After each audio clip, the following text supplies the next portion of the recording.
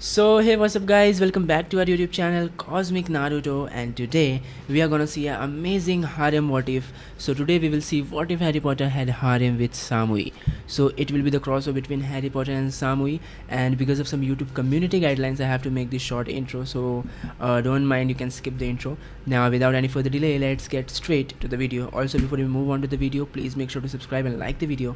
Now without any further delay, finally let's get straight to the video. Rain hammered the back of Naruto's neck like thrown pebbles, cold water running under his collar and down his spine.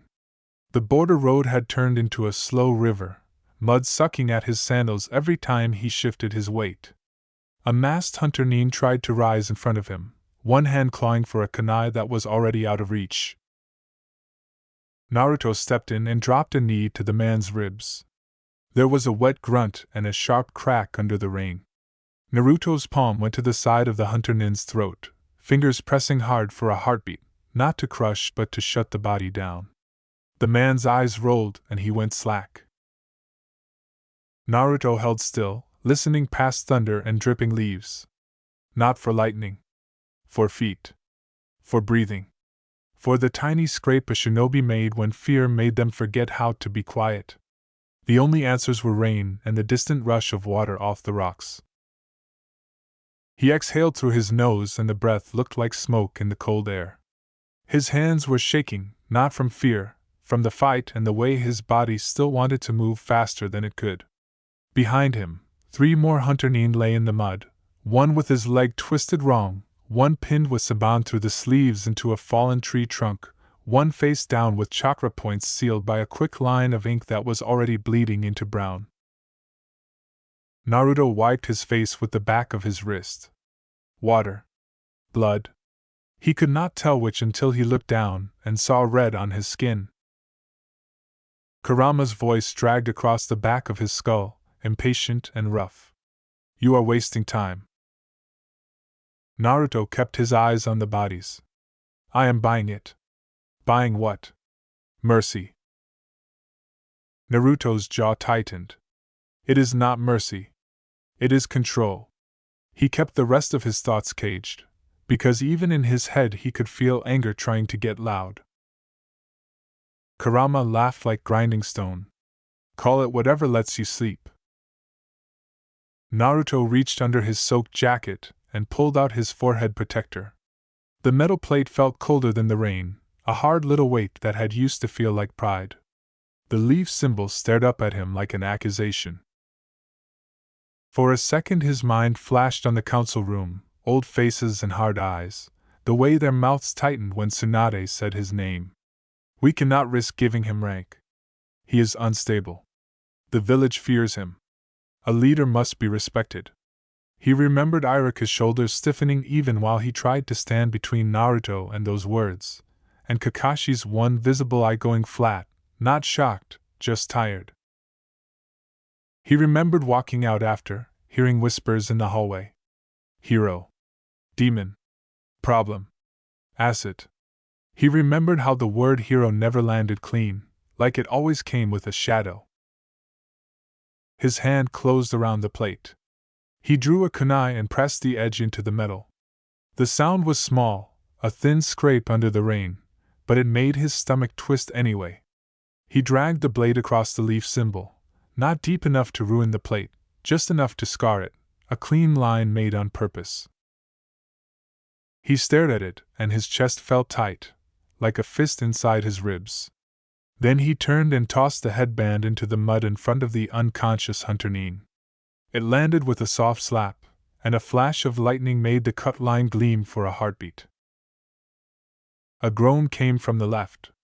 One of the hunter Nin was awake, coughing mud and water, eyes unfocused. He tried to lift his mask with trembling fingers. Naruto moved without thinking and pinned the man's wrist with his foot. The hunter Nin flinched, eyes snapping up, fear hitting his face hard. Even behind the mask, Naruto could see the shape of it. Naruto leaned down until their faces were close enough that the man could smell him. Wet cloth and metal and blood and a breath held too long. Listen, Naruto said, voice low and rough. He had not spoken aloud in hours. You go back. You tell whoever sent you that I am done. The hunter nin's throat worked. You are Naruto Uzumaki. Naruto did not deny it. The rain did not wash that name off him. I could have killed you, he said, and kept his tone flat because if he let it sharpen it would turn into something else. I did not. The man's eyes flicked to the cut headband in the mud, then back. Why? Naruto felt Kurama's irritation like heat behind his ribs and ignored it. Because I am not their tool anymore. The hunter nin swallowed. Konoha will hunt you. Naruto's mouth twitched. It was not a smile. Let them. He lifted his foot, stepped back, and gave the man one last look that said, do not be stupid. The hunter nin did not move. Smart. Naruto turned away and walked into the rain without looking back, leaving the four bodies, the broken pride of Konoha, and the last piece of his old life sinking into the mud. Trees loomed on both sides of the road, dark and dripping. The air smelled like wet bark and lightning. He moved fast but quiet, skimming puddles instead of stomping through them, his chakra wrapped tight under his skin, held in place. No flaring. No reckless sprinting. He had learned what loud power bought him. Attention. Controlled by someone else. 2 hours later he stopped under thick branches and pressed his back to a cedar trunk. His lungs burned. His heart hammered. His stomach cramped with hunger that felt like an animal chewing inside him. He forced his breathing slower, counting without letting his mouth move, until the shake in his hands eased enough for him to work. Kurama snorted. You are acting like prey. Naruto swallowed, throat sore. I am acting like someone who wants to live. He unrolled a small sealing scroll just enough to pull out a rice ball that was already soggy. He ate it anyway, chewing with his jaw tight and listening between bites. No footsteps. No voices. Just rain and distant thunder. When he finished, he wiped his fingers on wet cloth that did nothing and let his eyes lift toward the east. That way the land climbed into mountains. Hidden cloud. A village that did not pretend kindness. A village built on strength and clear rules. If Konoha wanted him as a weapon, Kumo would at least understand a weapon that chose its own hand. Naruto pushed off the tree and moved again. The mountains rose over the horizon like broken teeth, clouds clinging to them, thick and low. The air got thinner as he climbed. Each breath felt like it did less work, and his legs started to ache in a way he could not ignore. By the time he reached the outer road that led to Kumogakure's main gate, rain had eased into cold mist. His clothes were still wet, his fingers stiff, his jaw tight from holding his teeth together. He did not go near the gate as Naruto Uzumaki. He slipped behind a ridge, formed a hand sign, and chakra shifted. Skin tingled. His face changed, bone and muscle and hair moving into a new shape, a civilian man in his 20s with broad shoulders, dark hair, and tired eyes. Someone forgettable. Naruto checked his reflection in a puddle and felt nothing looking back at that face, which was the point. He pulled forged travel documents from a waterproof pouch, a merchant permit, and a delivery order for dried herbs. He had stolen stamps from an outpost 2 days earlier and aged the marks with dirt and heat. The ink smell was still there if you put your nose to it. Most people would not. Kurama hummed, amused. Your old pranks finally have purpose. Naruto's eyes narrowed. They always had purpose. You just never liked it. He tucked the papers into his sleeve and walked toward the gate. Kumo's gate was stone and metal pressed into the mountain, not friendly walls and wide roads. The entrance was open enough for traffic but guarded by shinobi in dark uniforms with lightning symbols on their shoulders. Above, channels cut into the rock carried water down in steady streams, like the mountain itself was bleeding mist. 2 guards stood at the entry point, one with a sword on his back, one with a spear. Their eyes tracked every person. Naruto kept his head slightly down, posture tired but not weak, and joined a short line of civilians. A woman in front of him shifted a basket of smoked fish. A boy behind him sniffled and wiped his nose, too young to know how dangerous shinobi could be. The guard with the spear barked, "Papers." The woman handed hers over. The guard scanned them and waved her through. Naruto stepped forward and handed his papers over with one hand casual, fingers steady. The guard's gaze flicked across the documents, then up to Naruto's face. "Where are you coming from?" "Hot water," Naruto said, letting his voice sound worn. "Small town on the border. My sister is sick. I heard Kumo has a doctor who knows lung fever." The guard's eyes narrowed. "You got money?" Naruto let his shoulders sag like he was tired of the question. "Enough." "Not much." The other guard leaned in, sniffed, like he could smell lies. Naruto kept his expression dull, breathing slow. He had lied to worse people with less practice. The spear guard tapped the paper with a finger. "Why is this stamp smudged?" Naruto let out a small breath, half annoyed, half resigned. "Because it rained the whole way. Look at me." The guard looked, saw wet clothes, mud, tired eyes, and decided Naruto was not worth the time. He handed the papers back. "Keep your head down. Do not cause trouble. Lightning does not forgive idiots." Naruto nodded. "I am not an idiot." The guard's mouth twitched, almost a smile, almost not. "Good. Next." Naruto walked through the gate without speeding up. He did not look up at sensors embedded in the rock, but he felt them, a faint prickling along his skin like static. Kumo's net felt aggressive, tuned to catch chakra spikes like a fist closing. Naruto kept his chakra low, like a candle behind thick glass. Inside the village, Kumogakure stacked itself up the mountain, buildings clinging to cliffs, walkways connecting levels like spider-web bridges. Steam rose from vents cut into the stone, warm air meeting cold mist. Naruto took a steady breath. The air smelled like metal, wet rock, and ozone even without lightning. He blended into the flow of people and moved with the crowd. Merchants shouted prices. Shinobi walked in pairs, hands free, eyes alert. Civilians kept out of their way, heads down, shoulders tense in a way Naruto recognized. He turned a corner and nearly collided with a tall shinobi carrying a bundle of training poles. The shinobi stopped, eyes snapping up, ready to punish. Naruto stepped back fast with his hands raised. "Sorry," he said, and kept it plain, no attitude. The shinobi looked him over, dismissed him with a grunt. "Watch it." Naruto bowed his head and moved on. His eyes tracked everything without looking like he was tracking. Security patterns. Guard rotations. Where shinobi rested their weight. Where civilians avoided. Where the stone underfoot was worn down, meaning heavy traffic. He passed a training field where 3 young shinobi sparred with lightning chakra flickering around their fists. A crack cut through the air when a hit landed. A boy yelped and stumbled. A teacher shouted at him to get up.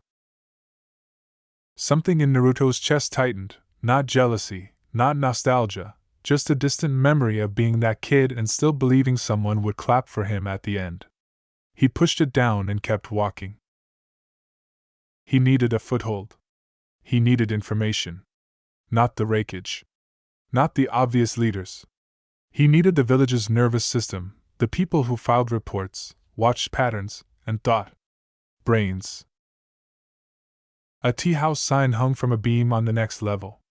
Naruto followed the smell of roasted leaves up a stone stairway.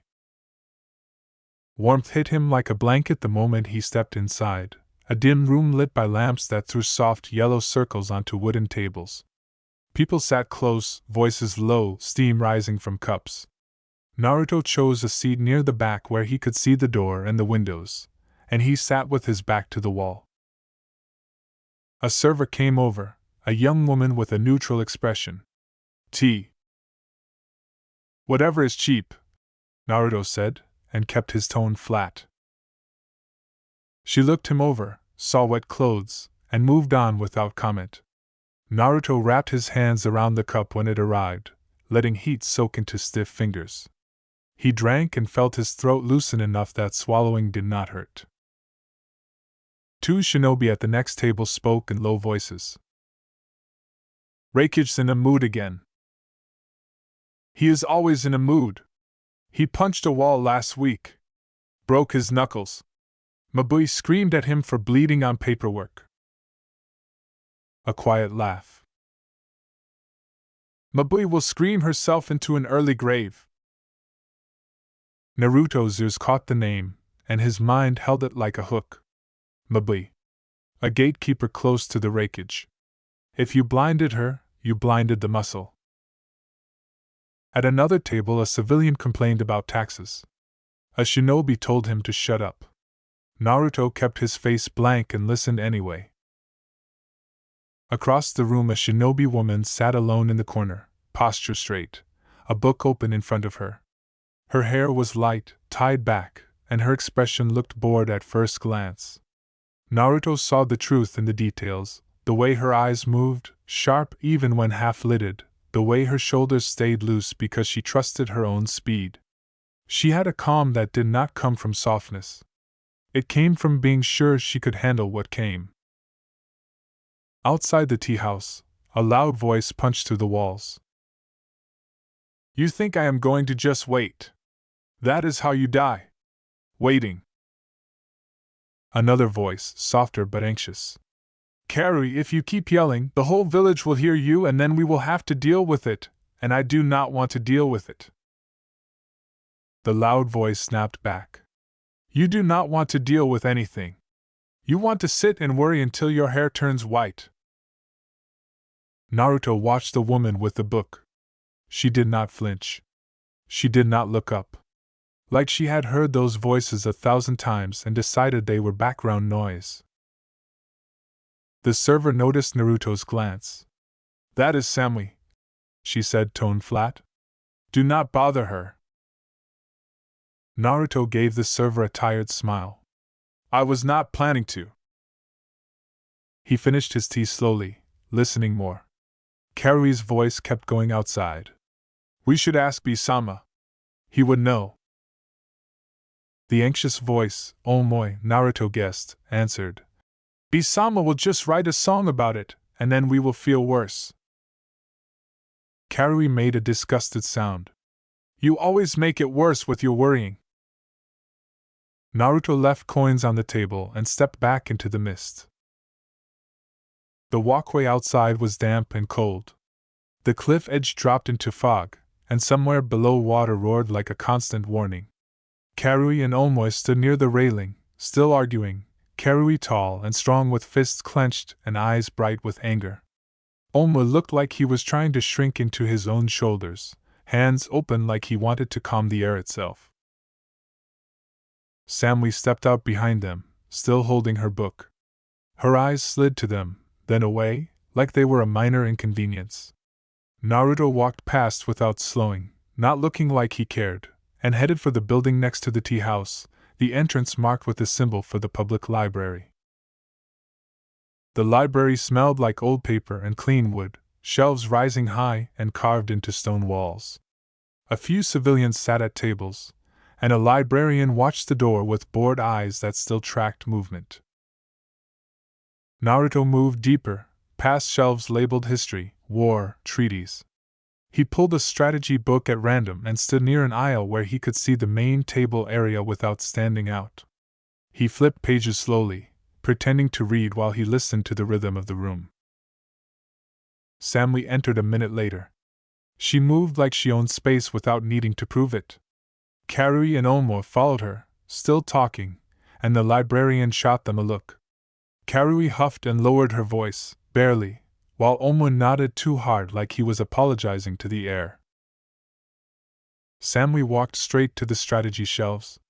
She pulled a familiar-looking book, the same one she had been reading in the tea house, and sat at a table with her back half turned to the room. Naruto watched her without staring. Calm. Detached. Bored on purpose. Kurama's voice curled, pleased. This is the one you want. Naruto kept his eyes on the page. She is useful. Naruto's mouth tightened. Do not start. He was not in the mood to argue with the beast living in his ribs when his own thoughts already clawed at him. He closed his book and walked to her table. Samui did not look up. If you are going to ask for autographs, do it fast. I am busy. Naruto sat opposite her without asking. The chair made a soft scrape, and he made sure it did not echo. Across the room, Karui's head snapped toward them from between shelves. Omoi froze like he expected a fight to erupt in the quiet. Samui's eyes lifted a fraction. Gray-blue steady? Naruto kept his face neutral. The second Reikage treatise on defense. Samui blinked once. Yes. Naruto leaned back slightly, casual. A bit rigid for modern warfare, is it not? Samui stared at him for a long second, then let her gaze drop back to the page like he was not worth her full attention. Rigidity provides structure. Chaos is uncool. Naruto's lips twitched, the closest he came to amusement. Structure shatters under pressure. Adaptability survives. Samui's eyes paused on a line of text. She did not move her head, but her attention shifted. That is a dramatic statement for a civilian. Naruto rested his forearms on the table, sleeves still damp. I am not a civilian. Carrie stepped closer, voice low but sharp. Samui. Who is this guy? Oma whispered. Carrie, if you start a fight in a library, the Reikage will hear about it, and then he will punish us, and then we will all get executed, and then the village will collapse, and then... Carrie hissed. Shut up. Samui did not look at them. She kept her eyes on Naruto. If you are not a civilian, you are either stupid or brave for walking up to me. Naruto shrugged. Maybe both. Samui's mouth moved a fraction, not quite a smile. Uncool answer. Naruto lowered his voice, just enough that Karui would have to strain to hear. Your sensor net at the gate is good. The outer layer catches spikes. The inner layer catches patterns. But there is a blind spot on the north walkway where rock vents steam. It distorts chakra readings. Samui's eyes lifted fully now. The calm did not crack, but something sharpened under it. How do you know that? Naruto met her gaze. Because I walked through it. Karui's hand went to her kunai pouch. What? Samui lifted one finger, a quiet signal. Karui froze, annoyed but listening. Oma looked like he wanted to faint, eyes flicking to exits like he was already planning the worst. Samui's voice stayed low. You are telling me you bypassed our sensors? Naruto nodded once. Yes. Samui stared at him, then closed her book with a soft thump. Either you are lying, or you are arrogant, or you are skilled. Naruto spread his hands. Pick one. Samui's eyes narrowed. Skilled people do not announce themselves in public. Naruto leaned forward a little. Skilled people choose who hears them. Samui's gaze flicked to Karui and Omoi, then to the librarian, then back. You want something. Naruto breathed out and felt the thin air of the mountain catch in his lungs. I want to talk to someone in this village who thinks instead of punches. A faint twitch in her cheek. Uncool insult. The Reikage punches because it works. Naruto's voice stayed even. It works until it does not. Punching does not stop someone from poisoning supply lines. Punching does not stop someone from buying officers. Punching does not stop someone from learning routines. Samui's eyes stayed on him, measuring. Karui took another step, anger flashing. Samui, he is talking like an enemy. Naruto did not look at Karui. He kept his focus on Samui. I am talking like someone who has been an enemy before. Oma's voice trembled. Karui, I think he might be. Karui cut him off. If you say Akatsuki, I swear. Oma swallowed. No. Not that. He feels like. Naruto glanced at Oma for the first time. Oma flinched like he had been caught. Samui's eyes narrowed. You are not from Kumo. Naruto did not answer. He let silence do the work. Samui's gaze slid to his hands, to old scars and calluses, to the way he held his shoulders like someone used to carrying weight. Then her eyes went back to his face, the civilian face, and lingered like she was trying to see through it. Naruto felt the library's quiet, the faint hum of distant sensors, Karui's anger, Oma's fear. He also felt something else, a small pull of interest from Samui, like a hook catching on cloth. Samui spoke softly. If you are here for trouble, I will end you. Naruto nodded once. I believe you. Samui's mouth twitched again, colder. You should. Naruto reached into his sleeve and pulled out a thin strip of paper. Not a kunai. Not a tag that exploded. Just paper. He slid it across the table. Samui looked down at it, then back up at him. What is this? A question, Naruto said. And an answer. Samui unfolded the paper and read. The directions were simple, no symbols, just words. Behind the western rain cistern. The maintenance walkway. Midnight.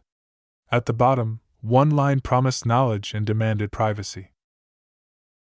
If you want to know how I walked past your sensors, come alone. Samui folded the paper and tucked it into her sleeve like it was nothing. Karui made a sound of disbelief. Samui. Samui's eyes did not move. Quiet. Karui's jaw tightened. She looked at Naruto like she wanted to tear him apart, and did not like being told to wait.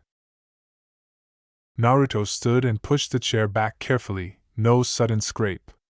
He inclined his head toward Samui, respectful but not submissive. If you do not come, that is fine. If you do, bring your book. Samui's eyes flicked up.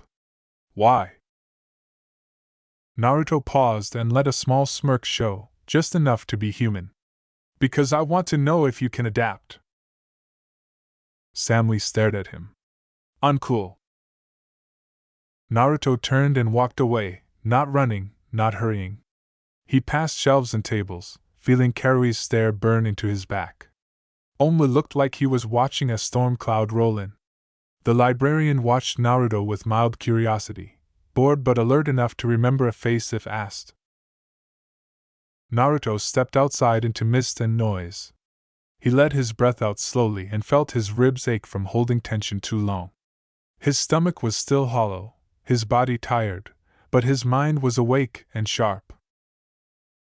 Kurama rumbled, amused. You are baiting a lightning wolf. And if she bites? Naruto's eyes scanned the walkways. I am offering her a hunt. Naruto's mouth went flat. Then I will show her I can bite back. He blended into the crowd, already mapping routes and counting steps, and he did not miss the faint itch on the back of his neck that said someone had noticed him. Samui's fingers slid between two thick folders and pulled, slow and steady, like she was taking a book off a shelf in the middle of a crowded tea house.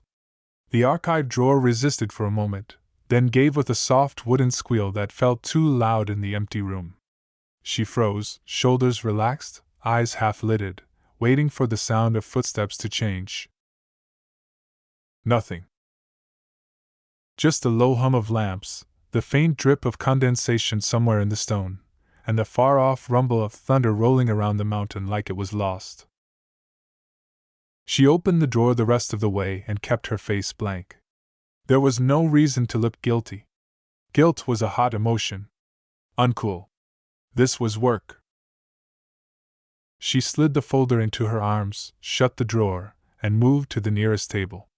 The Intelligence Division archive room smelled like ink, old paper, and the clean bite of ozone that always lived in Kuma walls. Even in silence, the village felt like it was breathing lightning. SAMUI laid the folder down, then another, building a neat stack. She set her book on top, like a polite excuse, and flipped it open so anyone who walked in would see a calm shinobi doing calm reading. Her eyes did not read the page. They listened. A guard shifted outside the door. Metal tapped stone. A throat cleared. SAMUI turned the page anyway. Her hands stayed steady. Her pulse stayed slow. Her mind stayed sharp. The guard's footsteps moved away. She waited until the sound faded, then closed her book, slid it aside, and opened the first folder. The label read Border Incidents, Land of Fire Edge. Inside were small reports, routine, boring, the kind of thing officers filed and forgot. A merchant complained about bandits. A patrol found footprints that led nowhere. A sensor team caught a chakra flare and arrived too late. SAMUI skimmed fast, eyes cutting through filler. Then she saw the report from the gate team on duty earlier. Unknown civilian male, wet clothes, forged travel documents, low chakra signature, no spike, passed without alarm. SAMUI's mouth moved a fraction. Not a smile. Just a quiet acknowledgement that she had been right to be curious. She flipped the page and saw the note the gate guard had filed separately, like an afterthought. Subject displayed awareness of sensor net structure. Speech pattern confident. Possible shinobi masquerading. Suggested follow-up. SAMUI tapped the paper once with her finger, then kept reading. Next folder. Missing persons, minor. Next. Rogue sightings sold. Next. Bingo book summaries. She took a breath and felt cold air slide into her lungs and sit there. Her eyes dropped to the thickest binder on the table, the one kept under a different lock. The guard outside would not notice, because guards did not understand paperwork. They understood doors and threats and punches. SAMUI understood patterns. She opened the binder. Inside were names, faces, villages, ranks, notes written by people who had killed and survived enough to be boring about it. The most dangerous shinobi were never dramatic on paper. They were listed like weather. She turned page after page. Then she saw it. Blonde hair. Blue eyes. A grin too bright, too familiar, like the sun was trying to mock you. Naruto Uzumaki. The notes below were dense. Jinchuriki of the Nine Tails. Konoha. Special warning, do not engage alone. Classified as top threat if hostile. Known for unpredictable tactics and overwhelming stamina. Confirmed involvement in multiple high-level incidents. Possible Sage Mode. Possible hidden sealing skills. SAMUI stared at the page and felt something cold settle behind her ribs. She remembered the civilian face in the library, the tired eyes, the casual posture, the way he spoke about defense flaws like he had mapped them with his feet. She remembered the line he said, calm as tea, about villages being lines on a map drawn by dead men. That sounded like a rogue. She read the entry again. Slowly. Not because she needed to, but because her brain demanded confirmation. The name did not change. SAMUI's eyes flicked toward the door. Logic was simple. Report him. Raise alarm. Let the wreckage crush the problem. But logic was not the only thing that existed inside a living shinobi. There was also dissatisfaction, quiet and constant, like a pebble in your shoe you never removed because you had grown used to the pain. Kumo's strength was real. Its rule was loud. Its leadership was brutal and direct. The Reikage was a storm with fists. People respected him because fear was easy and power was convincing. But storms also destroyed their own roofs. She had watched it break desks during meetings and then walk away, leaving Mabui to clean up the damage and pretend everything was stable. Samui hated instability. She also hated wasted potential. If Naruto Uzumaki was inside their village, it was either the beginning of a disaster or the beginning of an opportunity. The difference depended on who touched the first thread. Samui closed the binder and slid it back into the stack like it had never moved. She opened the smaller folder beside it, the one marked Akatsuki Activity Reports. She read until her eyes burned. Patterns. Missing Jinchuriki. Strange murders. Black cloaks. Small villages wiped clean in the night. Rumors that moved faster than official information. Reports from Fire Country. Water Country. Wind. Kumo's own record included a note that made her jaw tighten. Yujito ni, Two Tails host, high-risk target, monitor closely. Prediction, future attempt likely. Samui stared at the line until the ink blurred. If Akatsuki came to Kumo, I would meet them head-on. He would break skulls and call it victory. Maybe it would be enough. Maybe it would not. Naruto was saying there were vulnerabilities in Kumo defenses. If he had noticed them in one day, then someone like Akatsuki would notice them too. Someone like Kakuzu, who lived like a ledger. Someone like Haiden, who fought like a wild blade. Someone like Pain, who did not fight like a man at all. Samui's fingers tightened on the edge of the folder. Curiosity was dangerous. But ignorance was worse. She put everything back exactly as she found it, then left the archive room with her book tucked under her arm, face calm, posture steady. Outside, the hallway lights made the stone look pale. A shinobi clerk glanced up from a desk and nodded. Samui. She walked past without slowing. Cool. Detached. Unbothered. Inside, her mind moved like a knife. She took 2 turns, climbed 1 level, then entered the small side office assigned to her team. It was quiet, mostly empty. Carrie was supposed to be on training duty. Omo was supposed to be on patrol. Samui shut the door behind her and let her shoulders drop half a centimeter. She did not sigh. Sighing was loud. She opened a drawer and pulled out the folded paper Naruto had slid across the library table. She read it again. Behind the Western Rain Cistern. Maintenance walkway. Midnight. Bring your book. Samui stared at the words and felt her mouth flatten. Uncool. He was baiting her. He knew she would read. He knew she would check. He wanted her mind to do the work for him. And it had. Samui folded the paper again, slow, precise. Her hand hovered over the small signal device on her desk, the one that could summon a guard team with 1 press. 1 press and Naruto would be hunted through the village. 1 press and she could call herself loyal and be done. Instead, she placed the paper back in the drawer. Her eyes drifted to the window. Mist curled past the glass. Somewhere beyond, the village lights glowed like fireflies trapped in stone. Samui's voice in her own head stayed flat. If he is Naruto Uzumaki, he is dangerous. Another thought answered quieter. He is already inside. She exhaled once and stood. Midnight was soon. She moved through the village with the pace of someone returning home, not someone walking toward a crime. Walkways were slick, railings wet, lanterns throwing pale circles onto stone. The air tasted like cold metal. Her steps made almost no sound.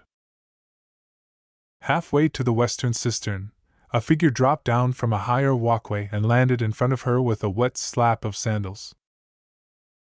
Carrie.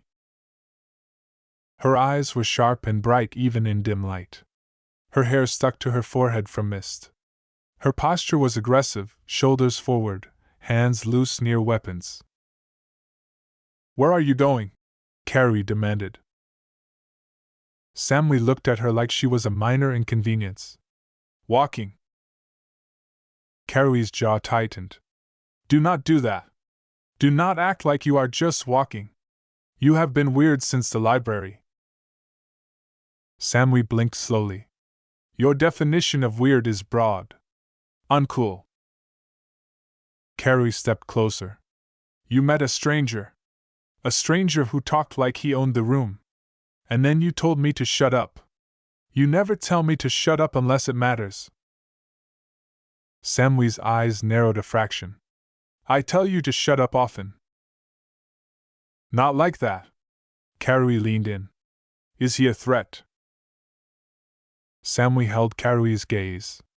Carrie was loyal in a way that was almost violent. She was also reckless. She would report first and ask later, because she trusted the village to be right. Samui did not share that trust anymore. "If you follow me," Samui said quietly, "you will ruin it." Carrie's brows pulled together. "Ruin what?" Samui's voice stayed calm. "My decision." Carrie let out a harsh breath. "Samui, this is not a game. If you are doing something stupid, if you are hiding something, I will drag you back to Mabui myself." Samui's mouth twitched. "You would try?" Carrie's eyes flashed. "I would." Samui watched her for a long moment, then leaned in just enough that her voice became a private blade. "This is bigger than your temper," Samui said. "Go home." Carrie's fists clenched. "You do not get to order me." Samui's eyes went half-lidded. "I do." Carrie took a step like she was going to push past, then stopped. Her expression shifted, just slightly, like she was finally hearing the weight under Samui's calm. Omoy appeared behind Carrie, creeping out of the mist like a nervous ghost. His shoulders were tight. His eyes darted between them. "Carrie," Omoy whispered, "I was looking for you. I thought maybe you were going to start a fight and then we would get arrested and then we would get demoted and then the wreckage would throw us off the mountain and then our bodies would roll into the ravine and then—" Carrie snapped. "Omoy, stop." Omoy flinched and shut his mouth, breathing fast.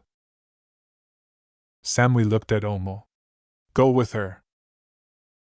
Carrie glared. "Why are you talking like that?" Samui's voice stayed flat. "Because I am not asking." Carrie stared at her, then spat the words like they burned. "If you get hurt, I will never forgive you." Samui nodded once. "Noted." Carrie hesitated another second, then grabbed Omoy's sleeve and dragged him away, muttering under her breath. Omoy looked back twice, pale, like he was watching someone walk toward a cliff edge. Samui waited until their footsteps faded. Then she moved again. The western rain cistern sat on a high platform carved into the mountain, a huge stone reservoir that collected runoff and fed channels down into the village. Water poured from one outlet in a steady stream, splashing into a trough that ran along the walkway. Mist rose from it in slow curls, thick enough to hide a person if they stood still. Behind the cistern, maintenance ladders and narrow ledges wrapped around the stone like scars. It was not a place civilians went. It was not a place shinobi patrolled often. It was a place forgotten. Samui stepped onto the maintenance walkway and let the mist swallow her outline. Her hand rested on the handle of her tanto. Her fingers were steady. Her pulse stayed calm. She waited. A whisper of movement came from the far end of the walkway. Not a footstep. A shift of cloth. Samui did not turn her head. If you are hiding, that is uncool. A voice answered from the mist, amused but tired. I am not hiding. I am being polite. Naruto stepped out of the fog like he had been part of it. No henge. No civilian face. His real face looked different under Kumo light. Older. Sharper. Less like a loud kid and more like someone who had been hit and hit back. His hair was still damp. His jacket was darker with moisture. His eyes were blue clear, and the expression in them was careful, like he was holding a beast by its collar inside his chest. Samui's eyes flicked to his forehead. No headband. Her grip tightened on her weapon. So it is true. Naruto shrugged slightly. If you mean my face, yes. Samui stared at him, then spoke with the calm of someone reading a report out loud. Naruto Uzumaki. Konoha. Jinchuriki. Potentially high threat. You are listed as someone I should not engage alone. Naruto's mouth tilted. Good thing you are not alone. Samui's eyes narrowed. Do not play with words. Naruto lifted both hands, empty, palms open. You came alone. That was my choice. Naruto nodded. Then you are smarter than most. Samui's expression did not change. Why are you here? Naruto looked past her, toward the village lights below, then back. His voice lowered a touch. Because Konoha does not want me unless they can point me at something. And because I am tired of being pointed. Samui's eyes stayed on his face. You left. Naruto's jaw tightened. I cut the symbol. I walked away. Yes. Samui took one slow step forward. That does not explain why you chose Kumo. Naruto exhaled. It came out like steam. Because Kumo understands power. And because Kumo is going to be attacked. Samui's eyes sharpened. By who? Naruto met her gaze. Akatsuki. The word landed like a stone dropped into water. Samui's face stayed calm, but her fingers tightened on her tanto. Everyone says Akatsuki. Everyone says ghosts in black cloaks. Rumors are cheap. Naruto leaned slightly on the railing, casual like the drop behind him did not matter. Rumors do not take Jinchuriki. Samui's eyes narrowed. You have proof. Naruto's voice went flat. I have bodies. I have names. I have patterns. I have a village that pretended it was safe until it was not. Samui watched him for a moment, then asked the question that mattered. What do you want? Naruto's mouth twitched. Direct. Samui's gaze did not move. Uncool to waste time. Naruto nodded once. I want sanctuary. A place in this village where I can exist without someone trying to chain me. I want resources. Information. Space. In return, I will give you what Kumo does not have. Samui's eyes narrowed. What does Kumo not have? Naruto's voice stayed quiet. A shadow. Samui let that sit for a second, then snorted softly. Uncool drama. Naruto's eyes stayed steady.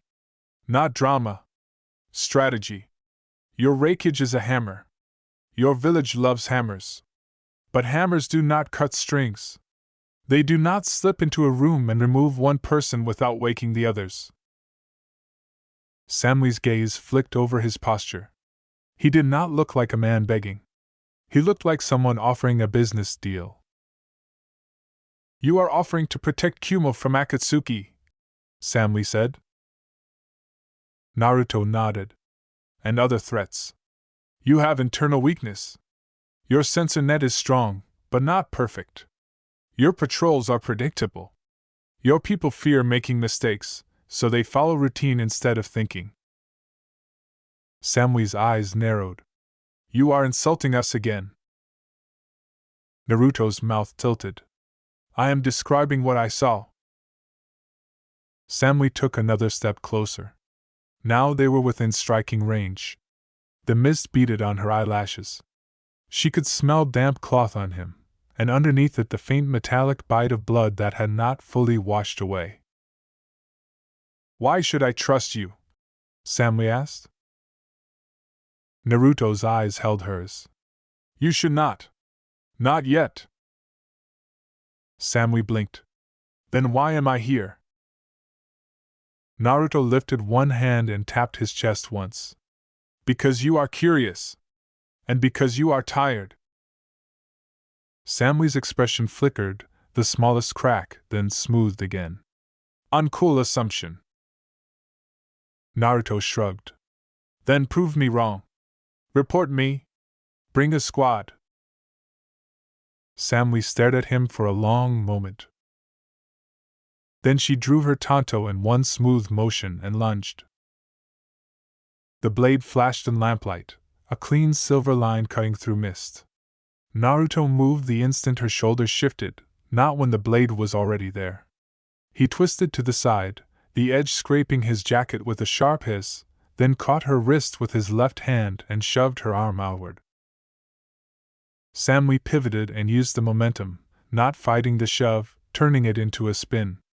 Her elbow snapped toward his jaw.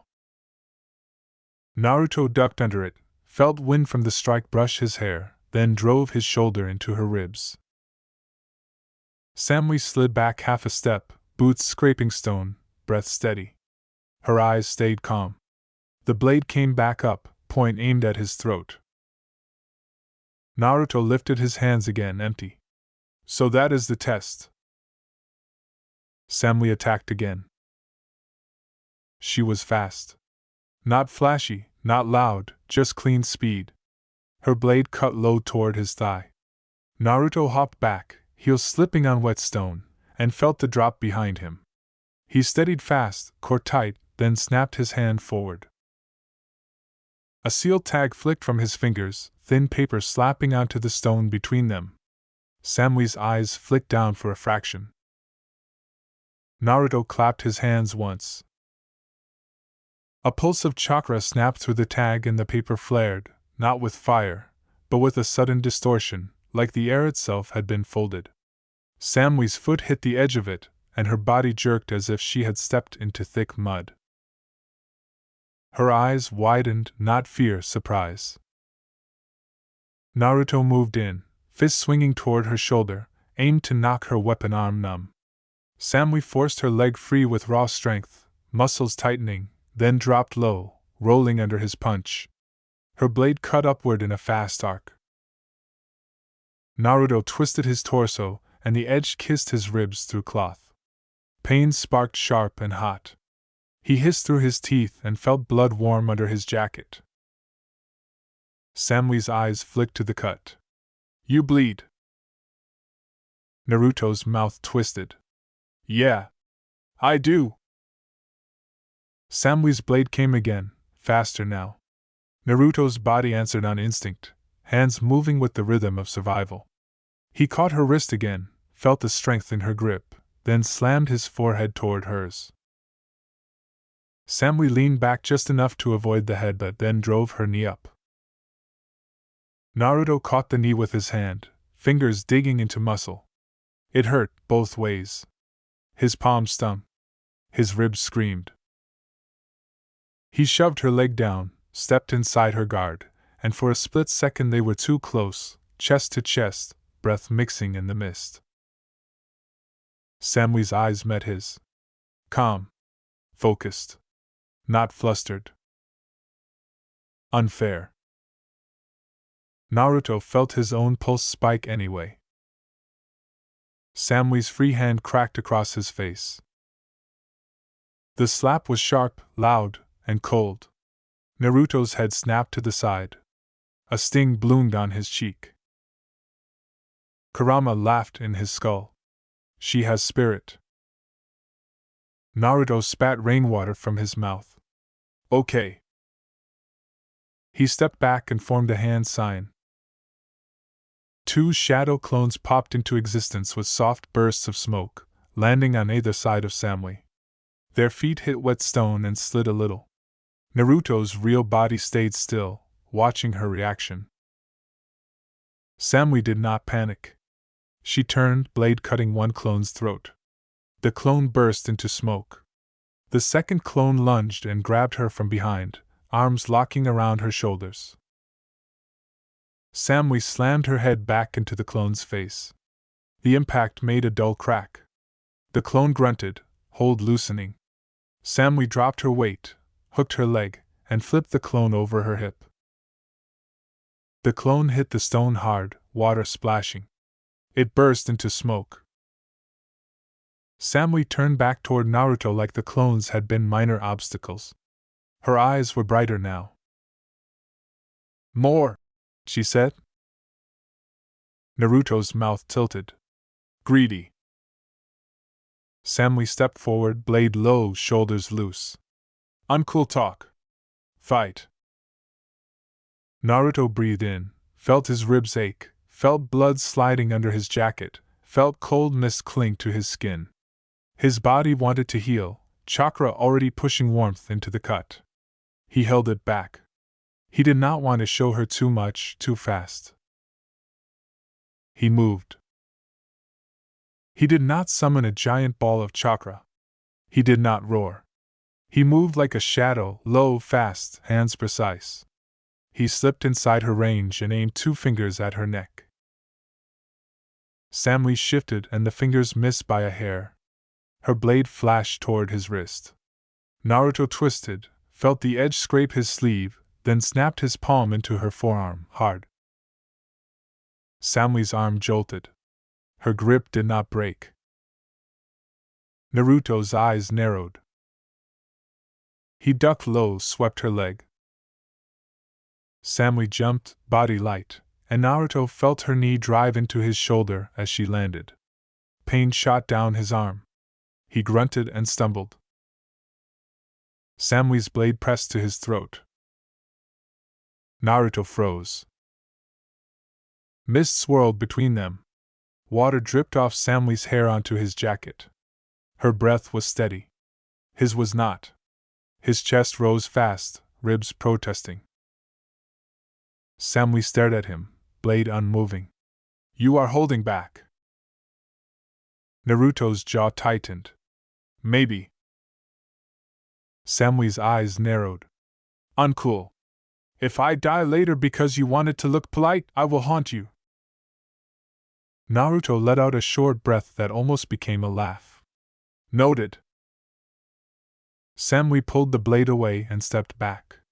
Again. No holding back. Naruto rolled his shoulders. His left arm tingled from the knee strike. His ribs still burned. His body was warm now under wet cloth, chakra pushing pain away like a tide. He met her gaze. If I stop holding back, you might not like it. Samui's mouth moved a fraction. Try. Naruto's eyes slid closed for a heartbeat, then opened. His chakra shifted. It was not a roar. It was a weight. The air thickened. Mist trembled. Samui's eyes sharpened, and her grip tightened. Naruto formed a hand sign and slammed his palm to the stone. A sealing array flared under Samui's feet, lines of chakra lighting up the wet walkway. The symbol did not burn, it hummed. The stone vibrated. Samui felt it and jumped, but the seal spread faster than her leap, snapping upward like a net. It caught her ankles. Samui's body jerked mid-air. She twisted, blades slashing down, trying to cut the chakra line. The blade cut missed. The seal held. Naruto moved in, fast, and caught her by the waist, turning her fall so she hit the stone on her side instead of her head.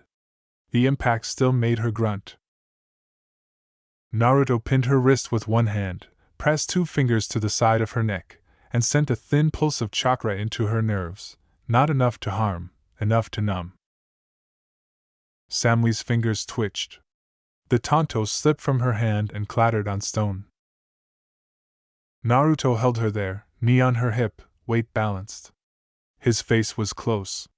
He could see droplets on her lashes. He could see the calm in her eyes even now, even pinned. Her breath was steady. His was hot against his own throat. Samui spoke softly. So you can silence people. Naruto's eyes stayed on hers. Yes.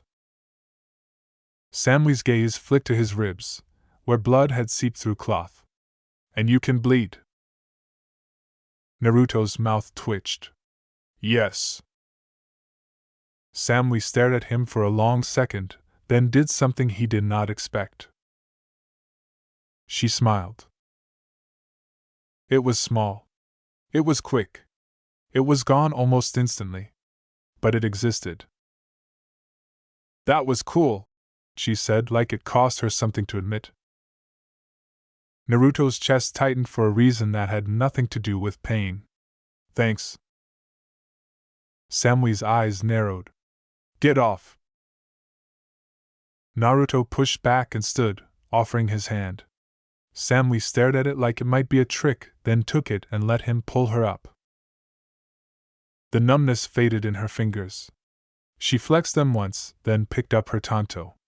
Her posture was calm again, but there was a new energy behind it.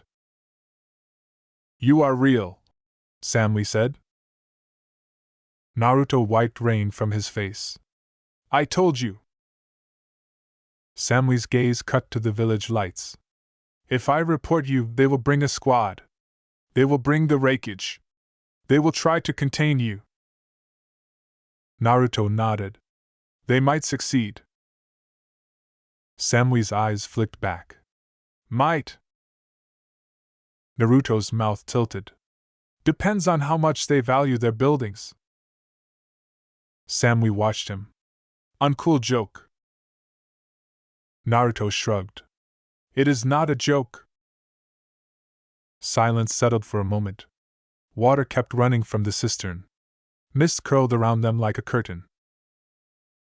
Samui lowered her tanto and slid it back into its sheath. You said you want sanctuary, she said. You want to be a shadow guardian. You want resources. Naruto nodded. Yes.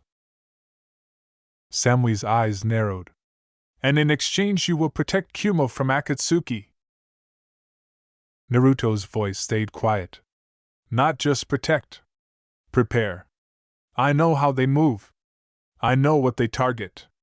I know how villages lie to themselves until it is too late. Samui's gaze held his. Why should I believe you and not the bingo book? Naruto swallowed. His throat felt tight. Because the bingo book does not know me. It knows a label. Samui's eyes flicked to his cheek, where her slap had left a faint red mark.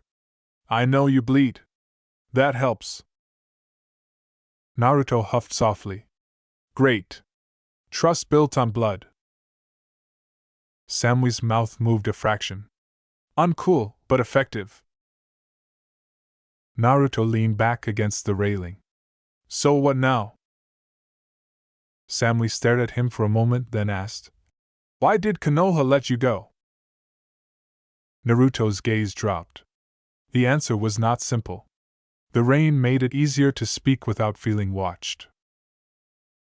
They did not let me, Naruto said. They pushed. Slow. Quiet. Council talks. People looking at me like I was a bomb that might go off.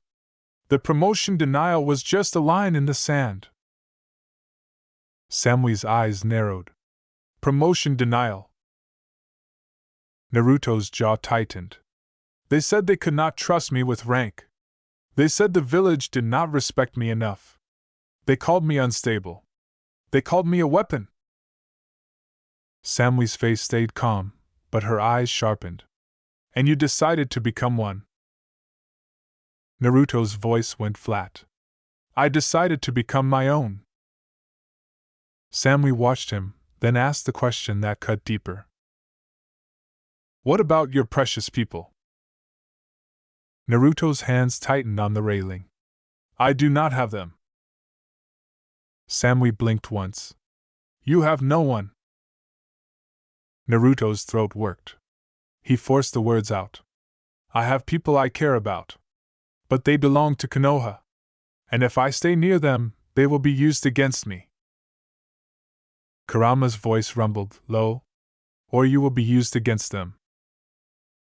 Naruto ignored it. He stared at the water stream pouring from the cistern, the constant motion, the way it never stopped. Samui's voice softened just a fraction, which for her was a lot. So you want to build a new place? Naruto nodded once. Yes. Samui looked at him for a long moment. Her face stayed cool. Her posture stayed calm. But there was something else behind it now, something that looked like a decision being carved in stone. You are reckless, Samui said. Naruto's mouth twitched. Uncool. Samui's eyes narrowed. You walked into Kumo alone. You baited me in a library. You challenged my village defenses. You fought me on a wet ledge above a drop. That is reckless. Naruto shrugged. It worked. Samui stared. That does not make it cool. Naruto's shoulders lifted slightly. I am not trying to be cool. Samui's mouth moved, almost a smile again. You should try harder. Naruto blinked, caught off guard by the tease. It was small, but it was there.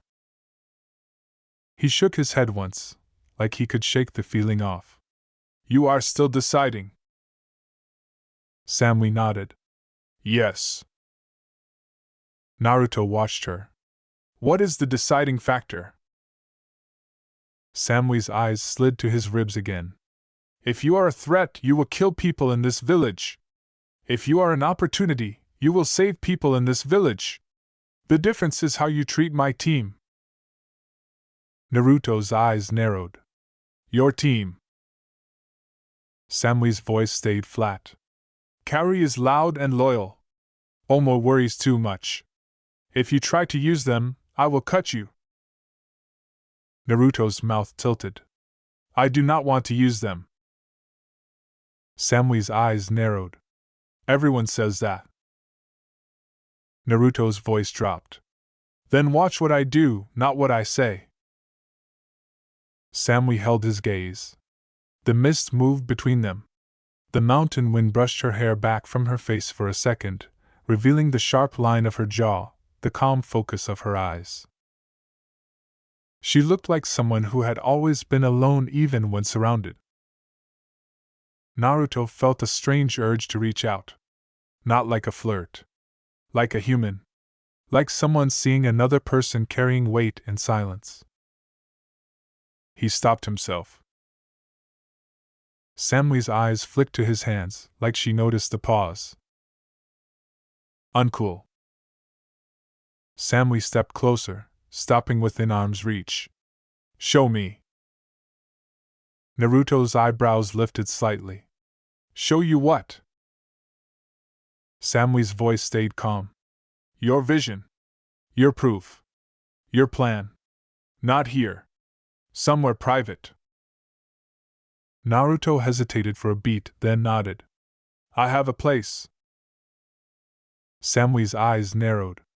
Inside the village. Naruto's mouth tilted. Near it. Samui looked toward the cistern, then back. Lead. Naruto turned and moved along the maintenance walkway, stepping carefully on wet stone. Samui followed, silent, close enough that he could hear her breath. They moved in short bursts, avoiding main lights, using mist and steam vents as cover. Naruto did not show off. He moved like someone who had been hunted and learned to survive. He jumped a narrow gap between ledges, landed soft, then offered his hand to Samui. She ignored the hand and made the jump herself without effort. Naruto's mouth twitched. Fine. Samui's voice was quiet. Uncool to assume I need help. Naruto shrugged. It was polite. Samui's eyes slid sideways. Polite is suspicious. Naruto almost laughed. Almost. They reached a narrow crack between two stone outcroppings, hidden behind a steam vent that constantly exhaled warm mist. Naruto pressed his palm to the rock and fed chakra into a seal carved into the stone, invisible until activated. The surface shimmered, then parted like a curtain of fog. Samui's eyes widened a fraction.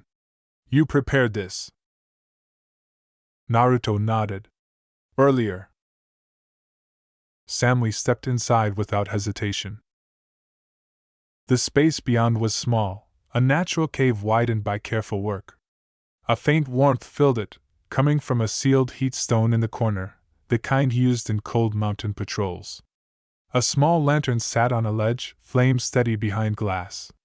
Blankets were folded on a flat rock shelf. A kettle sat near a shallow basin, water already collected.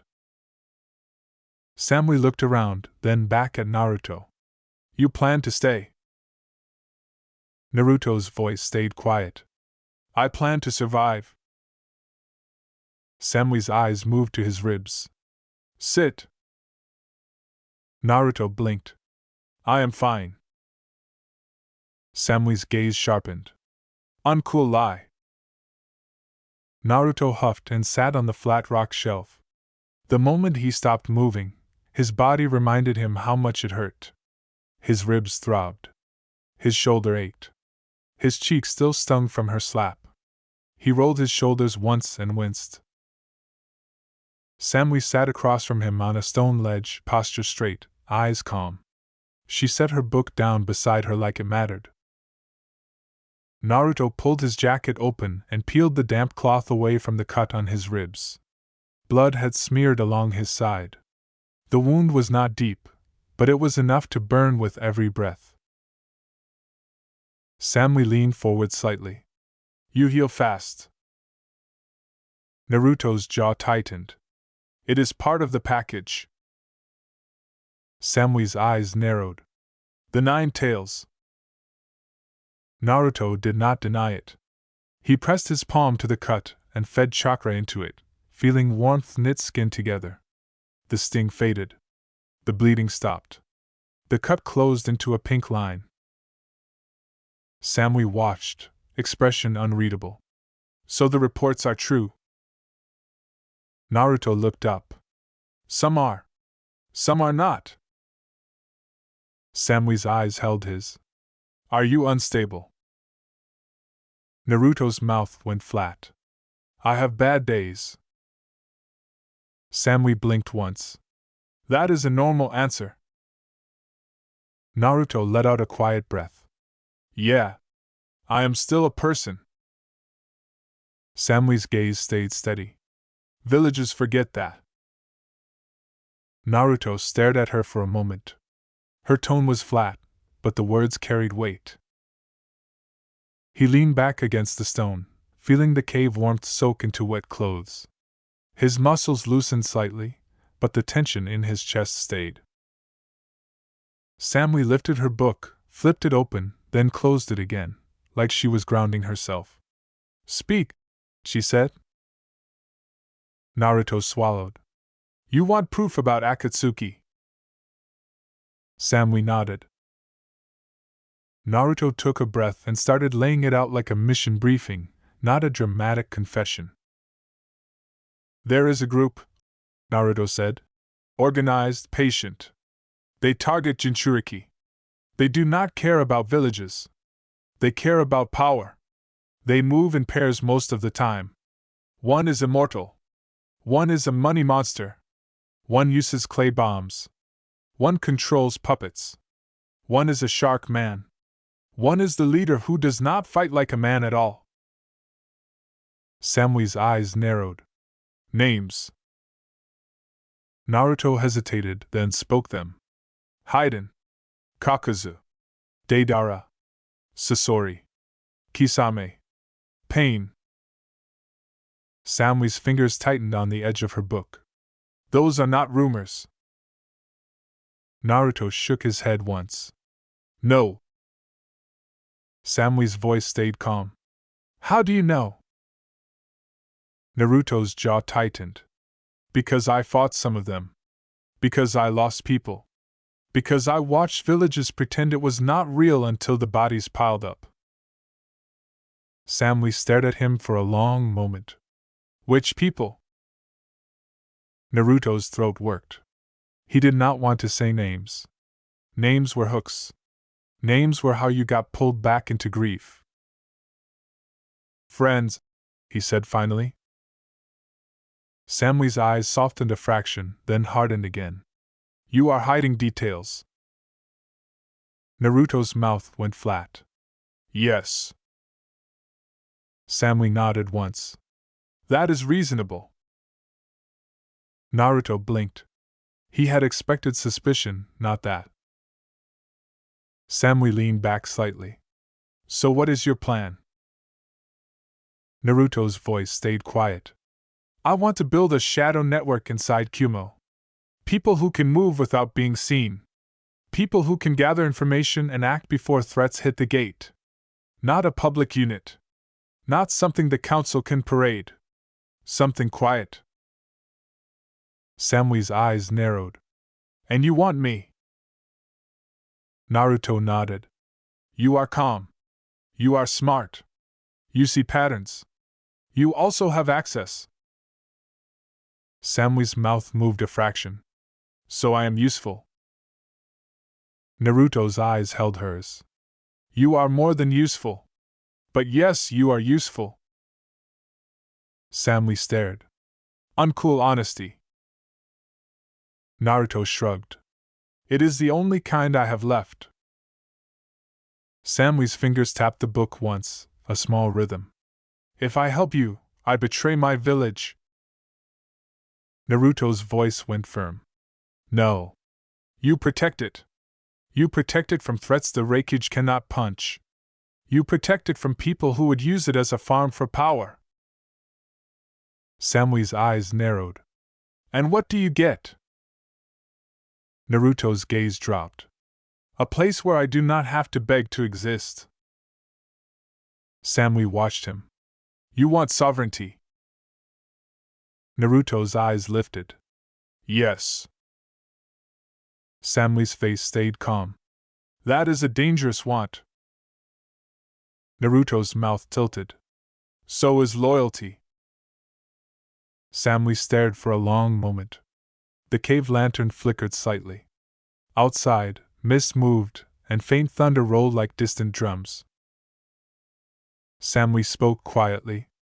If you want to be a shadow guardian, you need someone at the center. Someone who can move resources without raising alarms.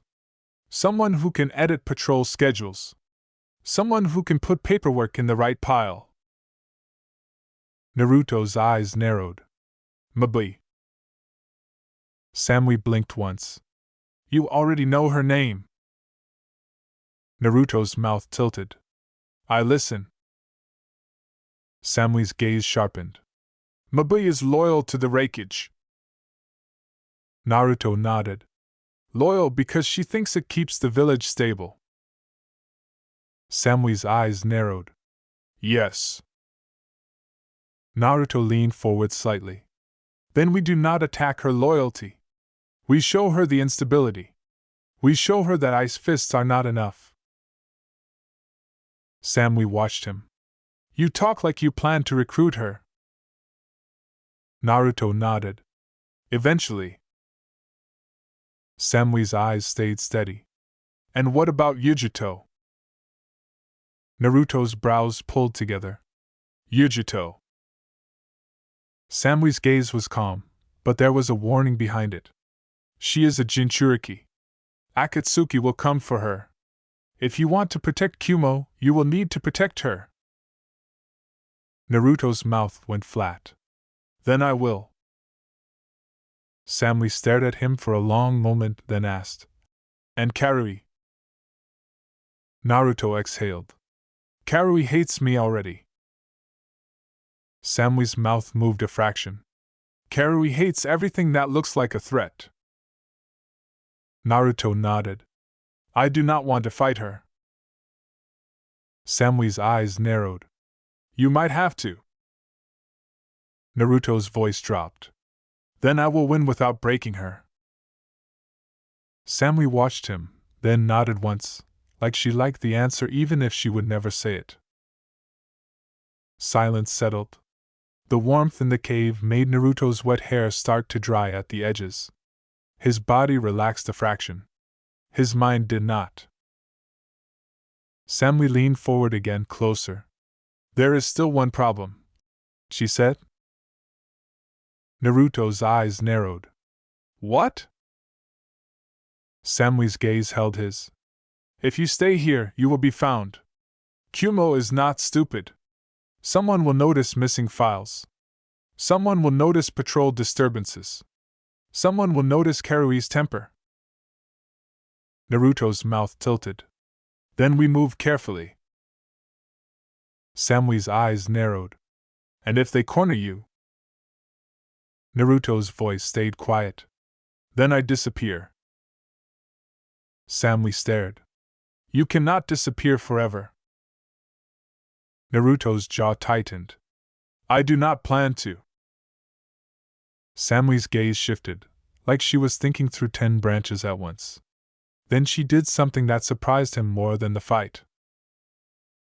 She reached across the small space between them and placed 2 fingers on his cheek, right where she had slapped him. Naruto froze. Her touch was cool, steady, not gentle like a nurse, not rough like a fighter. It was measured, like she was confirming reality. Samui's eyes stayed on his face. Does it still hurt?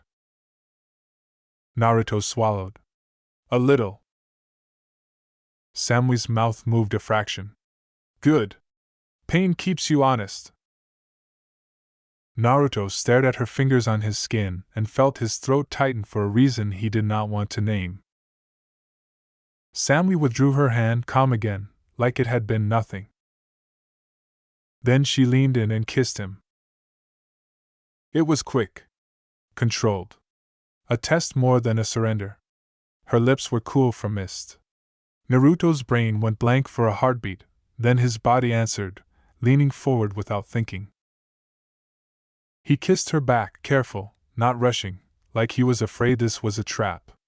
Samui's hand caught his collar and pulled him closer, firm, making the test sharper. Naruto's breath hitched. He felt heat rush into his face, into his chest.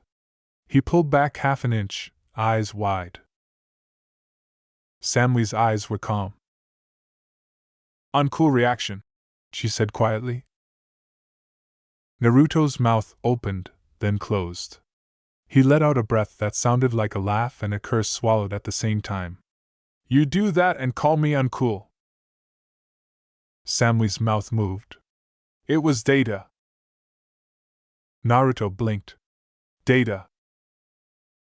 Samui's eyes stayed steady. You did not hesitate to push me away. You did not try to take more than given. You did not use the moment to distract me and run. That tells me something. Naruto's cheeks felt hot. So you kissed me to test my morals? Samui nodded once. Yes. Naruto stared at her, then shook his head. That is insane. Samui's face stayed calm. It is cool. Naruto huffed, then leaned back, rubbing the back of his neck like a teenager caught doing something stupid. You are unbelievable. Samui watched him. You are too. Naruto's eyes met hers. The air felt different now. Not soft. Not sweet. Just charged, like the moment before lightning hits. Samui spoke quietly. I am not naive. If I let you into my world, you will change it. I need to know who you are when you are not fighting. Naruto's throat worked. I do not know who I am when I am not fighting. Samui stared at him. Then we will find out. Naruto felt something twist in his chest. A small, dangerous hope. He hated it immediately. Hope made you careless. Kurama's voice rumbled, amused. She likes you. Naruto's jaw tightened. Shut up. Kurama laughed. Samui's eyes narrowed slightly, like she sensed the shift in Naruto's focus. You talk to it. Naruto blinked. What? Samui's voice stayed calm. Your eyes shift sometimes. Like you are listening to someone else. Naruto hesitated. Yeah. Samui leaned back, arms folding loosely. Does it approve of me? Naruto stared at her. You are asking if the Nine Tails approves of you. Samui nodded once, dead serious. Yes. Naruto let out a short laugh, surprised by it. It thinks you have spirit. Samui's mouth moved a fraction. Good. Naruto shook his head again. This is weird. Samui's eyes went half-lidded. Uncool word. It is efficient. Naruto's smile faded a little as reality returned. He leaned forward, elbows on knees. Samui, if you help me, you are taking a risk. Samui's face stayed calm. Yes. Naruto's voice lowered. If you get caught, I will not forgive you. Mabui will not be able to protect you. Karui might try, but she will be crushed. Samui's eyes stayed steady. Yes. Naruto swallowed. So why? Samui stared at him for a long moment. Then she answered simple. Because I am tired of watching strong people waste themselves, she said. Because I am tired of watching the Raikage solve problems with his fists, and then pretend the bruises are stability. Because I am tired of pretending I do not want more. Naruto's chest tightened. More. Samui nodded once. A future. A plan. A cool life. Naruto stared at her, then looked down at his hands. His fingers were scarred. His nails had dirt under them. His palms still felt the memory of holding her waist when he flipped her fall. He looked up again. Okay. Samui blinked. Okay. Naruto nodded. Provisional alliance. You hide my presence. You filter intel. I start mapping threats. I start building countermeasures. Samui's eyes narrowed. And you do not move on your own without telling me. Naruto's mouth tilted. Bossy. Samui's face stayed calm. Cool. Naruto huffed. Fine.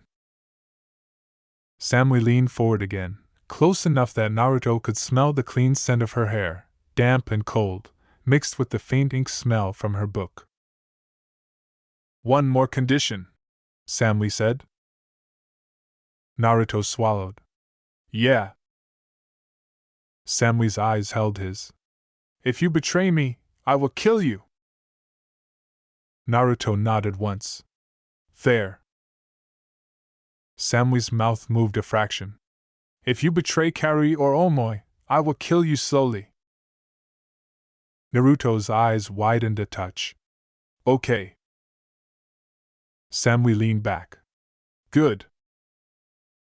Naruto felt his body relax a fraction, then tensed again when he sensed something outside. A faint flicker of chakra. Not strong. Not a spike. a familiar signature that made Naruto's neck prickle. Samui's eyes narrowed. Someone is near. Naruto's mouth went flat. Yes. Samui's gaze sharpened. Is it Karui? Naruto shook his head slowly. No. This is different. This feels like someone who lives in paperwork. Samui's face went still. Mabui, she whispered. Naruto stood, moving quiet. He stepped toward the cave entrance and pressed his palm to the seal. The mist curtain shimmered, showing a thin view of the outside ledge. A figure stood at the edge of the steam vent, posture straight, umbrella in hand, not hunched against the cold like a civilian. Even through mist, Naruto could see the shape of her uniform, the clean lines of someone who worked close to power. Mabui looked toward the rock face, eyes sharp, like she was staring at a number that did not add up. Samui stepped beside Naruto, silent. Naruto glanced at her. Did you lead her here? Samui's mouth went flat. No. Naruto's jaw tightened. Then she followed the trail anyway. Samui stared at the shimmer in the seal, then at Naruto. Her cool calm held, but Naruto could see the tension in her throat. She will not leave, Samui said quietly. If she is here, she already knows something is wrong. Naruto's fingers curled. Then we decide now. Samui's eyes met his. Decide what? Naruto's voice dropped. Do we bring her in? Or do we disappear? Samui held his gaze. Her breathing stayed steady, but her eyes moved, thinking, calculating. Outside, Mabui took one slow step closer to the steam vent, and her voice cut through the mist, calm and sharp. Samui, Mabui called. Stop wasting my time. Come out. Naruto's chest tightened. Samui's hand slid to her tanto. Naruto's eyes narrowed. The cave felt suddenly small. And Mabui's footsteps kept coming. Naruto felt the chakra outside the cave shift again, closer this time, like someone stepping into range on purpose. Samui stood beside him, shoulders loose, hand resting on her tanto like it was part of her wrist. The seal curtain shimmered faintly, showing Mabui through a fog blur, umbrella tilted, eyes sharp like she was already reading their lies off the air. Mabui's voice cut through the mist again, calm but hard. Samui, I am not leaving. Samui did not look at Naruto. She will not stop. Naruto's jaw tightened. Then we disappear. Samui's eyes stayed half-lidded. Uncool plan. She already found the seam. If we run, she will follow the trail to the next seam. Naruto swallowed, throat tight. The cave felt warm, but his palms were cold. If she reports me, your Reikage brings a squad. Samui nodded. Yes. Naruto stared at her. So what are you thinking? Samui's mouth moved a fraction. I am thinking you stop acting like prey. I am thinking we bring her in before she decides the story for us. Kurama rumbled inside Naruto, a low amused growl. She has nerves. Naruto ignored it and focused on the seal. Mabui took another step. Her posture was not aggressive, but it was stubborn, the kind that did not need a blade to be dangerous. Naruto could imagine paperwork turning into a net, one signature at a time. Samui leaned closer, voice low. Let me talk first. If you speak too much, she will latch onto the wrong detail. Naruto's eyes narrowed. The wrong detail is my face. Samui's gaze slid to him. Then let her see it. You are already here. Naruto breathed out slowly. Mist curled against the seal like it wanted in. He pressed his palm to the stone and let the curtain part. Cold air pushed in. The world outside smelled like wet rock and ozone. Mabui stood 3 steps from the steam vent, umbrella in one hand, the other hand resting near a scroll case on her belt. Her eyes flicked straight to Naruto, then to Samui, then back to Naruto again like she was comparing them to a mental file. She did not flinch. She did not shout. She just spoke with the voice of someone who had been holding a village together while louder people broke things. So, Mabui said, this is what you have been doing with your nights. Samui stepped out first, calm. You should not be here. Mabui's lips pressed together. I should not be cleaning up after your team's chaos either, but here we are. Naruto stepped out after Samui, hands empty, posture steady. Mabui's gaze fixed on him, sharp and immediate. You, Mabui said. The word carried weight. I have seen you before. Naruto did not move. Probably in a folder. Mabui's eyes narrowed. Do not be cute. Samui's voice stayed flat. He is not being cute. He is being accurate. Mabui's attention snapped to Samui. And you are being reckless.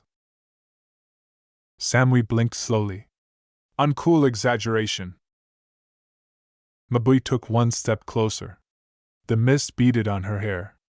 You disappear from duty rotations, your patrol reports are too clean, and there is a hole in the paper trail that looks like someone tore a page out of the world.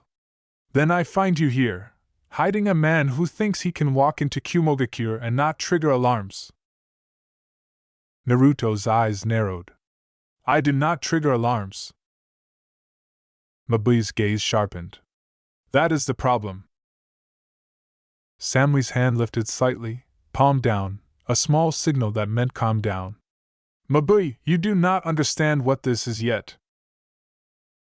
Mabui's jaw tightened. Then explain it. Naruto could feel the pressure building in his ribs, the urge to speak fast and sell his point before she decided. He held it down. He watched Mabui's posture. She was not afraid of him. She was afraid of what he represented, a variable. People like her hated variables because variables made villages bleed. Samui spoke first, like she promised. He is Naruto Uzumaki. Mabui's umbrella hand tightened. Her eyes did not widen, but the air around her changed. A small shift, like someone closing a door inside their mind. I know, Mabui said quietly. Naruto's throat tightened. So you have the file. I have all the files, Mabui snapped, then caught herself and forced her tone back down. Yes. I know who you are. I know what you carry. I know what you have done in other lands. I also know what Konoha calls you when the doors are shut. Naruto's jaw clenched. Samui's eyes flicked to him, quick, checking. Mabui's gaze stayed on Naruto. Why are you here? Naruto's voice came out low. Because Konoha is done with me. Mabui's lips pressed together. Konoha does not just lose its strongest asset. They would hunt you. Naruto nodded once. They are. Mabui's eyes narrowed. Then you are bringing their hunt to our doorstep. Samui stepped forward half a step, calm but firm. He came quietly. He did not attack. He did not steal from civilians. He did not threaten anyone. He spoke to me. Mabui's gaze snapped to Samui again. He spoke to you and you decided you could manage the 9 tails in a cave. Samui's mouth moved. It is a good cave. Mabui stared at her. That is not a defense. Naruto felt a tight laugh try to escape and swallowed it. Samui's dead calm was not helping, but it was also the only reason Mabui was not screaming. Mabui's eyes cut back to Naruto. Tell me the truth. Why Kumo? Naruto took a slow breath. Because your village understands strength. Because your leadership does not pretend it is soft. And because Akatsuki is coming. Mabui's expression sharpened. Do not bring rumors into my mouth. Naruto's eyes held hers. It is not a rumor. Mabui's voice stayed controlled, but Naruto heard the tension under it. If you claim Akatsuki, you will need to back it up. Naruto nodded. I can. Mabui's gaze flicked to Samui. And you believe him? Samui answered without hesitation. Yes. Mabui's jaw tightened. Why? Samui's voice stayed flat. Because he saw our sensor blind spot in one day. Because he fought me and did not try to kill me. Because he speaks like someone who already watched a village die from arrogance. Mabui's eyes narrowed, then shifted back to Naruto. You fought her. Naruto nodded. She attacked first. Samui said. It was a test. Mabui looked like she wanted to grab Samui by the collar and shake her. Your tests are going to get you executed. Samui blinked. Uncool. Mabui's eyes flared. Stop saying that word like it is armor. Samui's mouth moved a fraction. It is. A beat of silence. Mist drifted between them. Naruto could feel his body buzzing, chakra ready under his skin, not exploding, just there, like a coiled spring. Mabui took another step closer, now within striking distance of Naruto. She did not draw a weapon. She did not need to. Her voice dropped.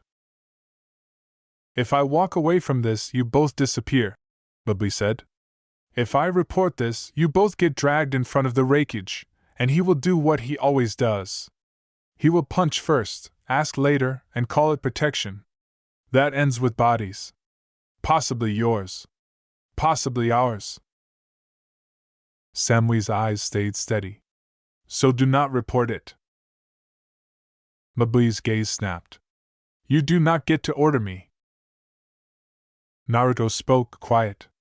She is not ordering. She is asking you to think. Mabui's eyes narrowed at him. Do not talk down to me in my own village. Naruto held her stare. I am not. I am asking you to consider one question. If Akatsuki targets your Jinchuriki, do you want to be prepared or do you want to be proud? Mabui's lips pressed into a thin line. You are here to threaten my pride. Naruto shook his head. I am here to stop a funeral. Mabui's eyes flicked again, to Naruto's face, to the set of his jaw, to the tiredness that did not look like weakness. Naruto could see Mabui doing what Samui did, measuring. Then Mabui's hand moved toward her scroll case. Samui's fingers tightened on her tanto. Naruto moved first, not attacking, just faster than thought. He stepped inside Mabui's reach, caught her wrist, and twisted gently but firmly until her fingers opened. The scroll case did not fall. Naruto caught it with his other hand and set it on the stone railing beside them. Mabui's eyes flashed. Touching me is a mistake. Naruto let go immediately and stepped back. I did not hurt you. Mabui's jaw clenched. You can hurt me. Naruto nodded once. Yes. Samui's voice stayed calm. He will not. That is the point. Mabui's gaze cut to Samui. Do you hear yourself? Samui answered. Yes. Mabui's breathing stayed steady, but Naruto saw the tension in her shoulders now. Not fear. Frustration. You are both insane, Mabui muttered. Naruto's mouth twitched. Maybe. Mabui looked at the cave entrance behind them, the seam in the rock, the faint shimmer of ceiling work. Her eyes narrowed with interest she tried to hide. You built that, Mabui said to Naruto. Naruto nodded. Yes. Mabui's gaze tightened. Inside Kumo. Naruto's voice stayed careful. Near it. Mabui's eyes lifted. You plan to stay? Naruto did not deny it. I plan to have options. Mabui stared at him for a long moment, then picked up her scroll case again with slow, controlled movement. She slid it back into place, not aggressive, just reclaiming it. All right, Mabui said. I will not scream. Not yet. Samui's shoulders eased a fraction. Mabui held up one finger. Do not relax. I did not say I am on your side. I said I am not screaming. Naruto nodded. Fair. Mabui's gaze sharpened. You will show me what you have. Proof. Plans. Names. If you lie, I will bury you under paperwork so deep you will beg for a fist. Naruto's mouth moved. That sounds painful. Mabui's eyes went flat. It is. Samui's voice stayed calm. Come inside. It is warmer. Mabui's gaze flicked to Samui. You are inviting me into a crime. Samui blinked. It is a cave. Mabui stared. That is not better. Naruto stepped aside, making space. You can leave. Or you can listen for 10 minutes and decide after. Mabui's eyes stayed on him, then she stepped forward, past both of them, and walked into the cave as if she owned it. Her umbrella vanished into a storage seal with a smooth motion, efficient, like she did not want moisture inside. Inside the cave, Mabui's eyes took in everything in one sweep. Heat stone. Lantern. Folded blankets. Kettle. Basin. Seals carved into rock. She did not comment, but Naruto saw her mind clicking, inventorying. Samui shut the seal curtain behind them again. The cave felt smaller with 3 people. Mabui turned to face Naruto. Start. Naruto sat on the flat stone shelf again, because he could feel his body trying to sag from tension. Samui stayed standing by the seal curtain, back near the entrance, like she wanted to control the exit. Mabui stood near the lantern, arms crossed, posture straight. Naruto spoke carefully. Akatsuki targets Jinchuriki. They move in pairs. They have specific abilities. I fought some of them. I learned how they think. Mabui's eyes narrowed. Which ones? Naruto listed names again, steady. Haiden. Kakazu. Deidara. Sasori. Kisame. Pain. Mabui's expression stayed controlled, but her eyes sharpened at each name, like she recognized them as real threats, not campfire stories. And you want to protect Kumo from them, Mabui said. Naruto nodded. Yes. Mabui's gaze cut to Samui. And you want to protect Naruto from Kumo? Samui answered. I want to protect the village from stupid choices. Mabui's mouth tightened. Watch your mouth. Samui blinked. No. Mabui stared at her like she could not believe it, then looked back at Naruto. What exactly do you want? Naruto's hands rested on his knees. His fingers were still slightly trembling from adrenaline. He kept his voice even. Sanctuary, Naruto said. Not public. Not official. Just a place where I can exist without chains. In exchange, I will do what I do best. I will plan, I will watch, and I will hit threats before they reach your gates. Mabui's eyes narrowed. That sounds like you want a private unit. Naruto nodded. A shadow network. Small. Quiet. Mabui's gaze hardened. And you think you can build that inside Kumo without the Raikage noticing? Naruto shrugged. Not forever. But long enough to prove value. Mabui's eyes flashed. Or long enough to sabotage us. Naruto met her gaze. If I wanted sabotage, I would not be sitting in a cave with two women who could kill me. Samui said. I could. Mabui snapped. Samui. Samui's eyes stayed half-lidded. I am stating facts. Mabui pinched the bridge of her nose like her patience had a limit, and they were pressing it. Naruto watched Mabui, then leaned forward. Ask the question you really want to ask. Mabui's eyes lifted. Fine. Why did you leave Konoha? Naruto's throat tightened. He did not want to say it. He could feel the shame and anger wrapped around those memories like barbed wire. Kurama's presence stirred, like it wanted to bite something. Samui's gaze slid to Naruto. She did not speak, but Naruto felt her attention like a steady hand on his back. Naruto spoke anyway, voice low.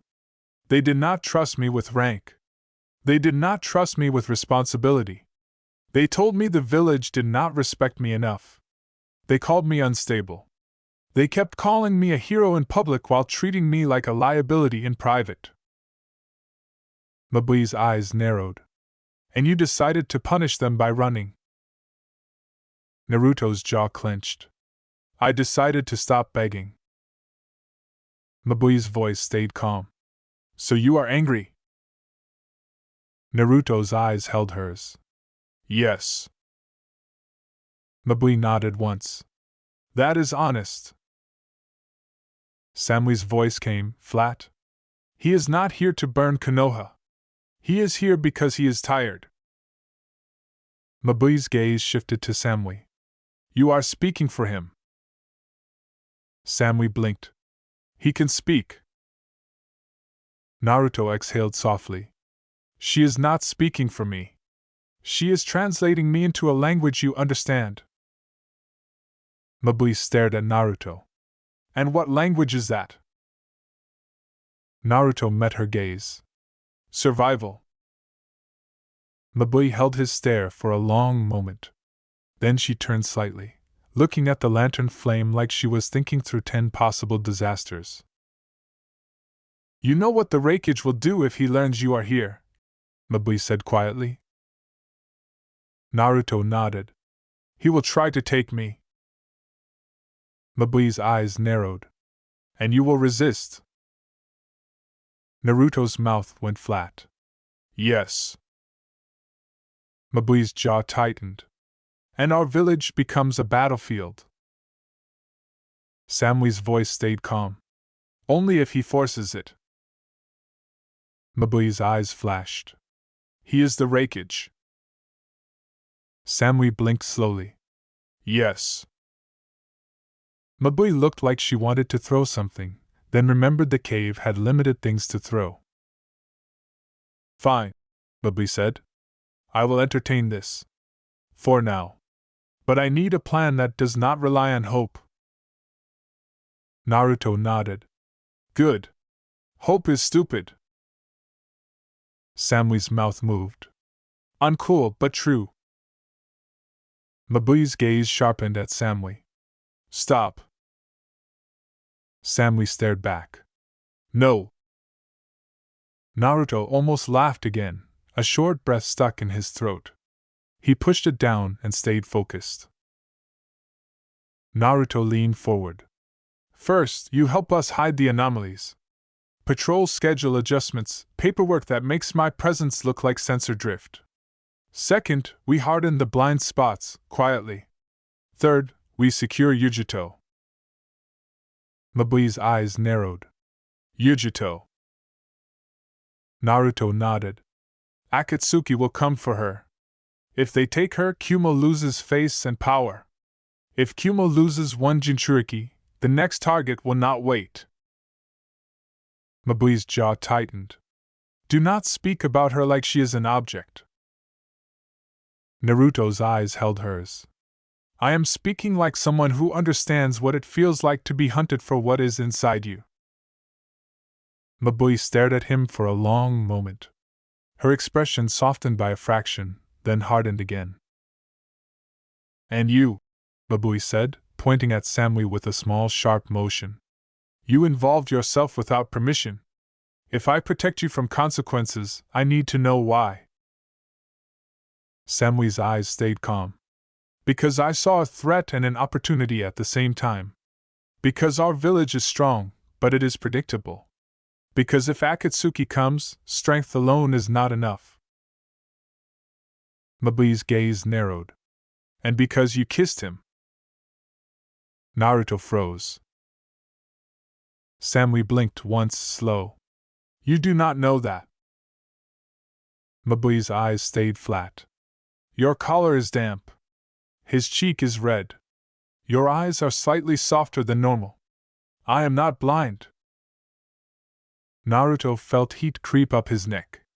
Samui's face did not change. That is irrelevant, Samui said. Mabui's mouth tightened. Nothing is irrelevant when it can become a weakness. Naruto's voice came out rougher. It is not a weakness. Mabui's gaze snapped to him. Do not argue with me. You are a walking disaster. If you are distracted, people die. Naruto's jaw clenched. I know. Mabui held his stare for a beat, then exhaled once, sharp. All right. Here is the reality. I cannot hide you indefinitely. I can bury some things. I can redirect some reports. But if you take one wrong step, this collapses. Naruto nodded. Then we do not take wrong steps. Mabui's eyes narrowed. That is not a plan. That is a prayer. Samui said. Then build the plan. Mabui's gaze flicked to Samui, annoyed, then back to Naruto. We start with information control. That means Karui and Oma. Samui's eyes narrowed. They do not know. Mabui's lips pressed together. Karui suspects. Oma senses stress like a dog smells fear. If you keep them blind, they will try to fill the gap with their own conclusions. That creates noise. Naruto shifted on the stone shelf. Karui wants to fight me. Samui said. She wants to fight everything. Mabui's eyes narrowed. And she is loyal. Loyalty can be shaped. Not with lies. With purpose. Naruto nodded slowly. So we tell them partially. Mabui said. Later. Not tonight. Tonight you will give me your full list of known Akatsuki pairs and your best assessment of which pair is most likely to come for Yujito. No speeches. Just facts. Naruto's mouth twitched. You like facts? Mabui's eyes went flat. Facts do not get distracted by kissing. Naruto felt his face burn. Samui's eyes stayed half-lidded, but Naruto saw a faint hint of amusement in the way her gaze dipped then returned. Naruto took a breath and gave Mabui what she wanted. He spoke for several minutes steady, laying out the pairs, the styles, the risks, the known targets, and the way they moved like predators. He kept his words plain and direct. He did not romanticize danger. He described it like bruises. Mabui listened without interrupting, only asking sharp questions when something did not add up. Samui stayed quiet, leaning against the stone near the seal curtain, watching both of them like she was watching two blades test each other. When Naruto finished, Mabui's expression was tight. If even half of that is true, Mabui said quietly, then we are late. Naruto nodded. Yes. Mabui stared at him. You are sure they will come? Naruto's voice stayed low. They do not stop once they start. Mabui exhaled, then made a decision. Naruto saw it in the way her shoulders set. Fine, Mabui said. I will not report you tonight. I will create space for you. Temporary. Quiet. If you harm anyone in this village, I will personally deliver you to the Reikage, alive, and I will not feel bad. Naruto met her gaze. There.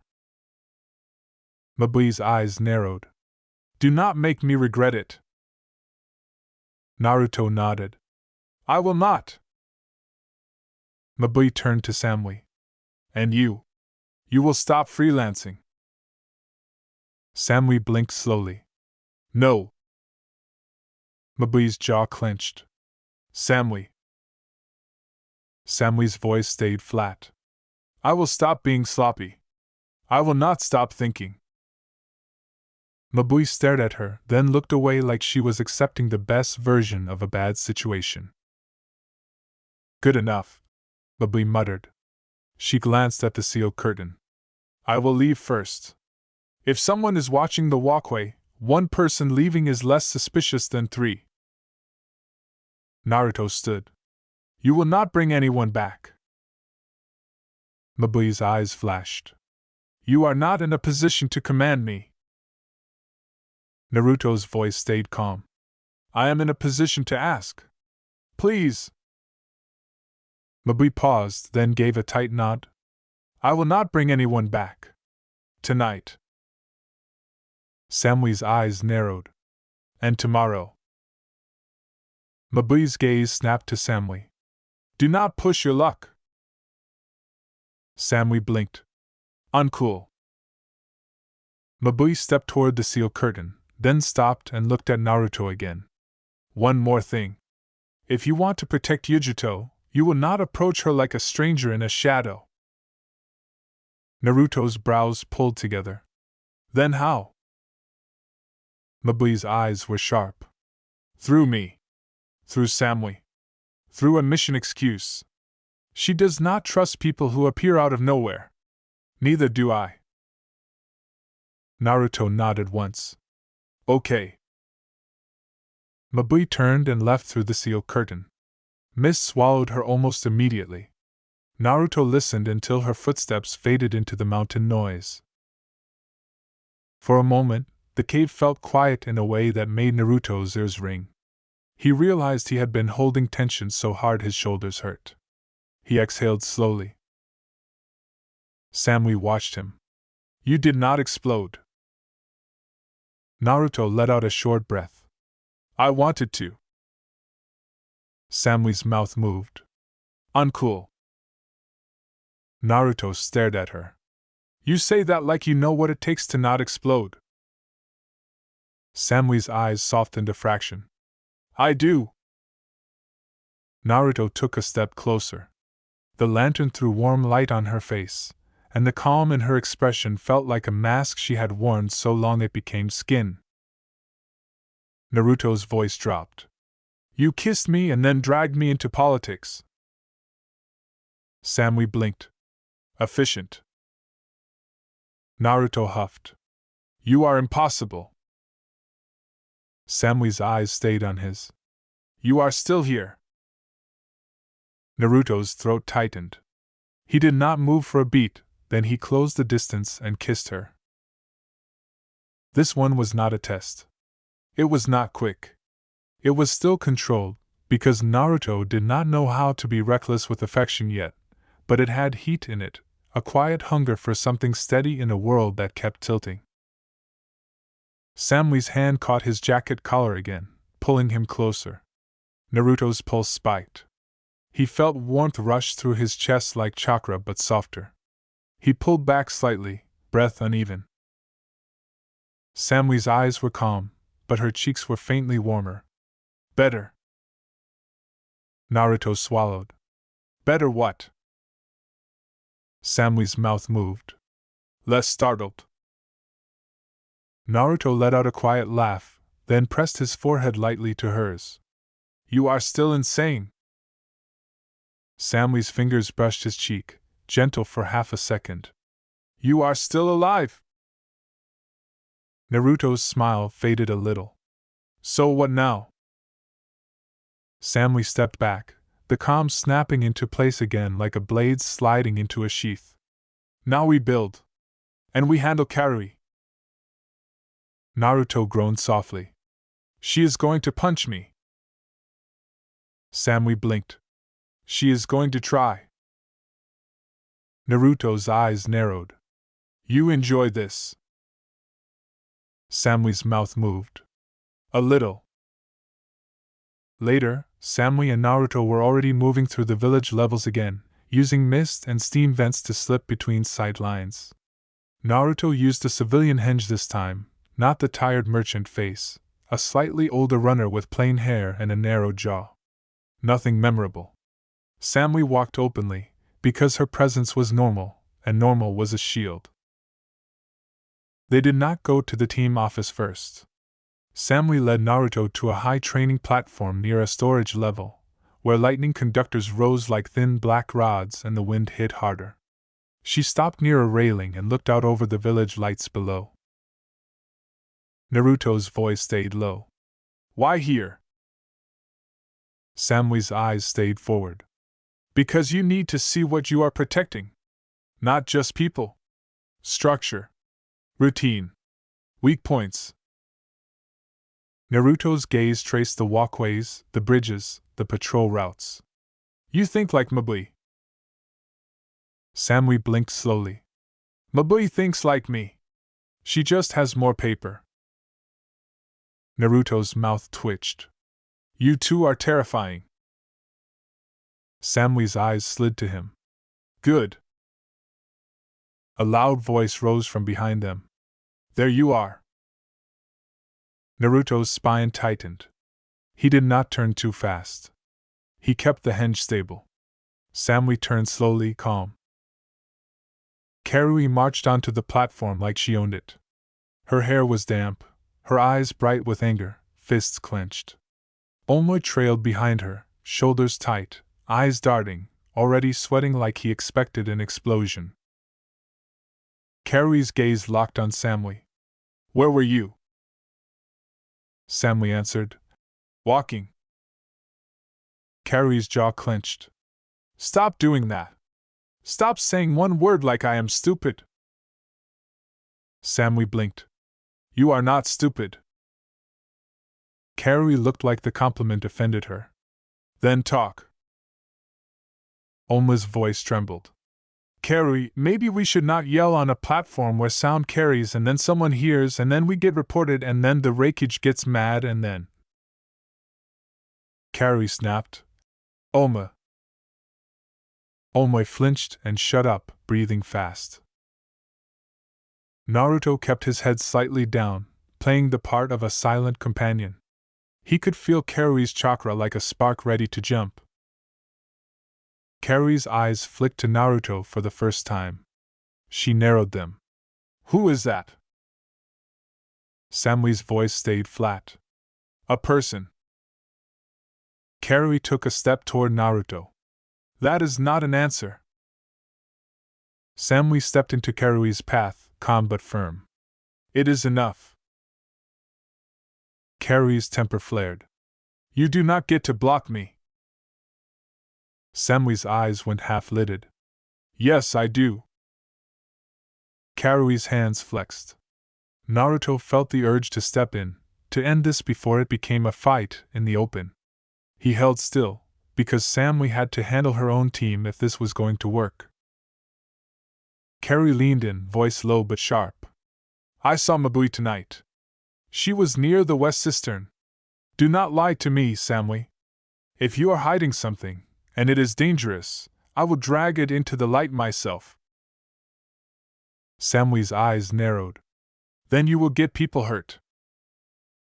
Karui's jaw clenched. What people? Samui's gaze held hers. All of them. Karui stared at Samui, frustration and loyalty crashing into each other. You are acting like the Reikage. Samui blinked. Uncool insult.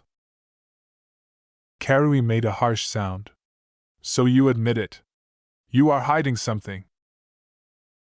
Omoi swallowed hard. Maybe it is an enemy. Maybe it is a spy. Maybe it is a cursed scroll. Maybe it is a new jutsu that will explode and then the whole level will collapse and then we will fall and then… Carrie snapped. Stop. Naruto felt Omoi's fear like a buzzing mosquito. He kept his expression neutral, but his chest tightened with a strange sympathy. Omoi's worry was annoying, but it was also love twisted into panic. Naruto knew that feeling. Samui spoke calm. Carrie. Oma. You are not going to like this. But you are going to listen. Carrie's eyes narrowed. Why should I? Samui's voice stayed flat. Because I am telling you to. Carrie's jaw clenched. Say it. Samui took a breath, then gave them a controlled slice of truth. There is a threat coming to Kumo. Not a rumor. A real threat. Mabi knows. I know. We are building countermeasures. Carrie's eyes widened slightly. What threat? Samui's gaze stayed steady. Akatsuki. Oma went pale. His voice came out thin. Akatsuki. That is the group that takes Jinchuriki. That means they will come for Yujito, and then we will fail, and then… Carrie's eyes flashed. Shut up. Omoi swallowed and tried, but his hands still shook. Carrie turned back to Samui. If you know that, why are you not telling the Raikage? Samui's eyes narrowed. Because the Raikage will punch the air until it bleeds, and then he will call it handled. We need a plan that is not loud. Carrie stared at her, stunned. You are saying the Raikage is not enough? Samui said. I am saying fists do not catch shadows.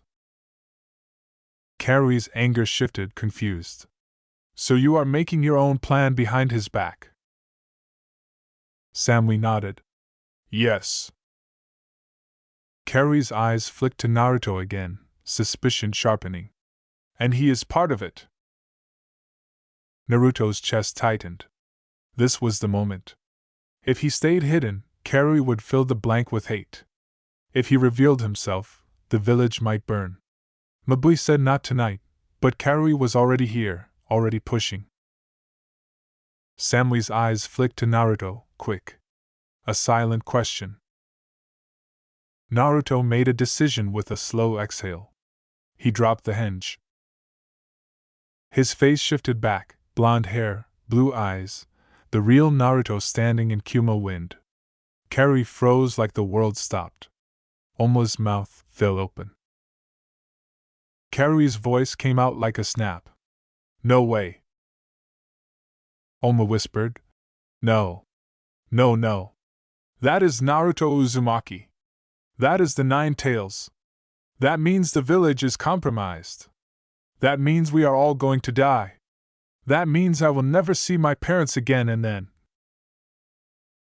Carrie turned on him, furious. Oma. Omoi shut up with a squeak.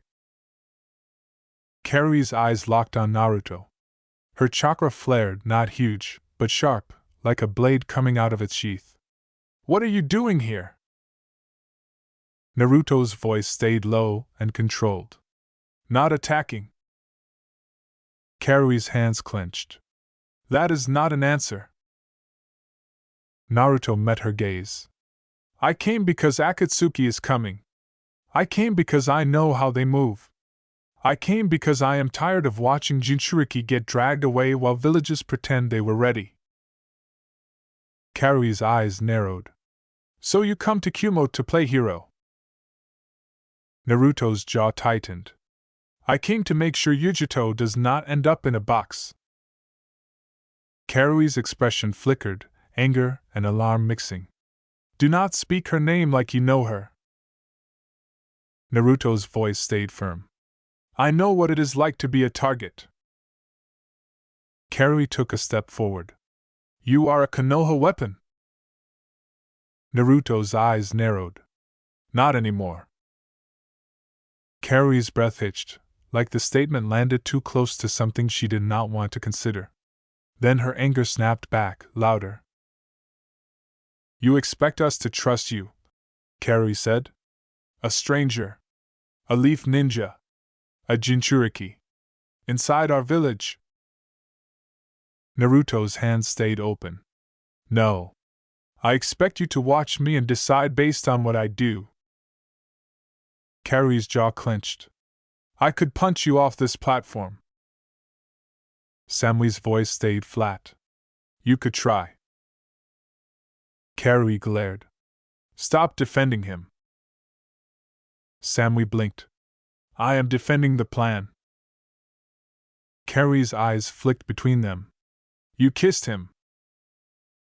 Samui stared at Carrie. Naruto froze again.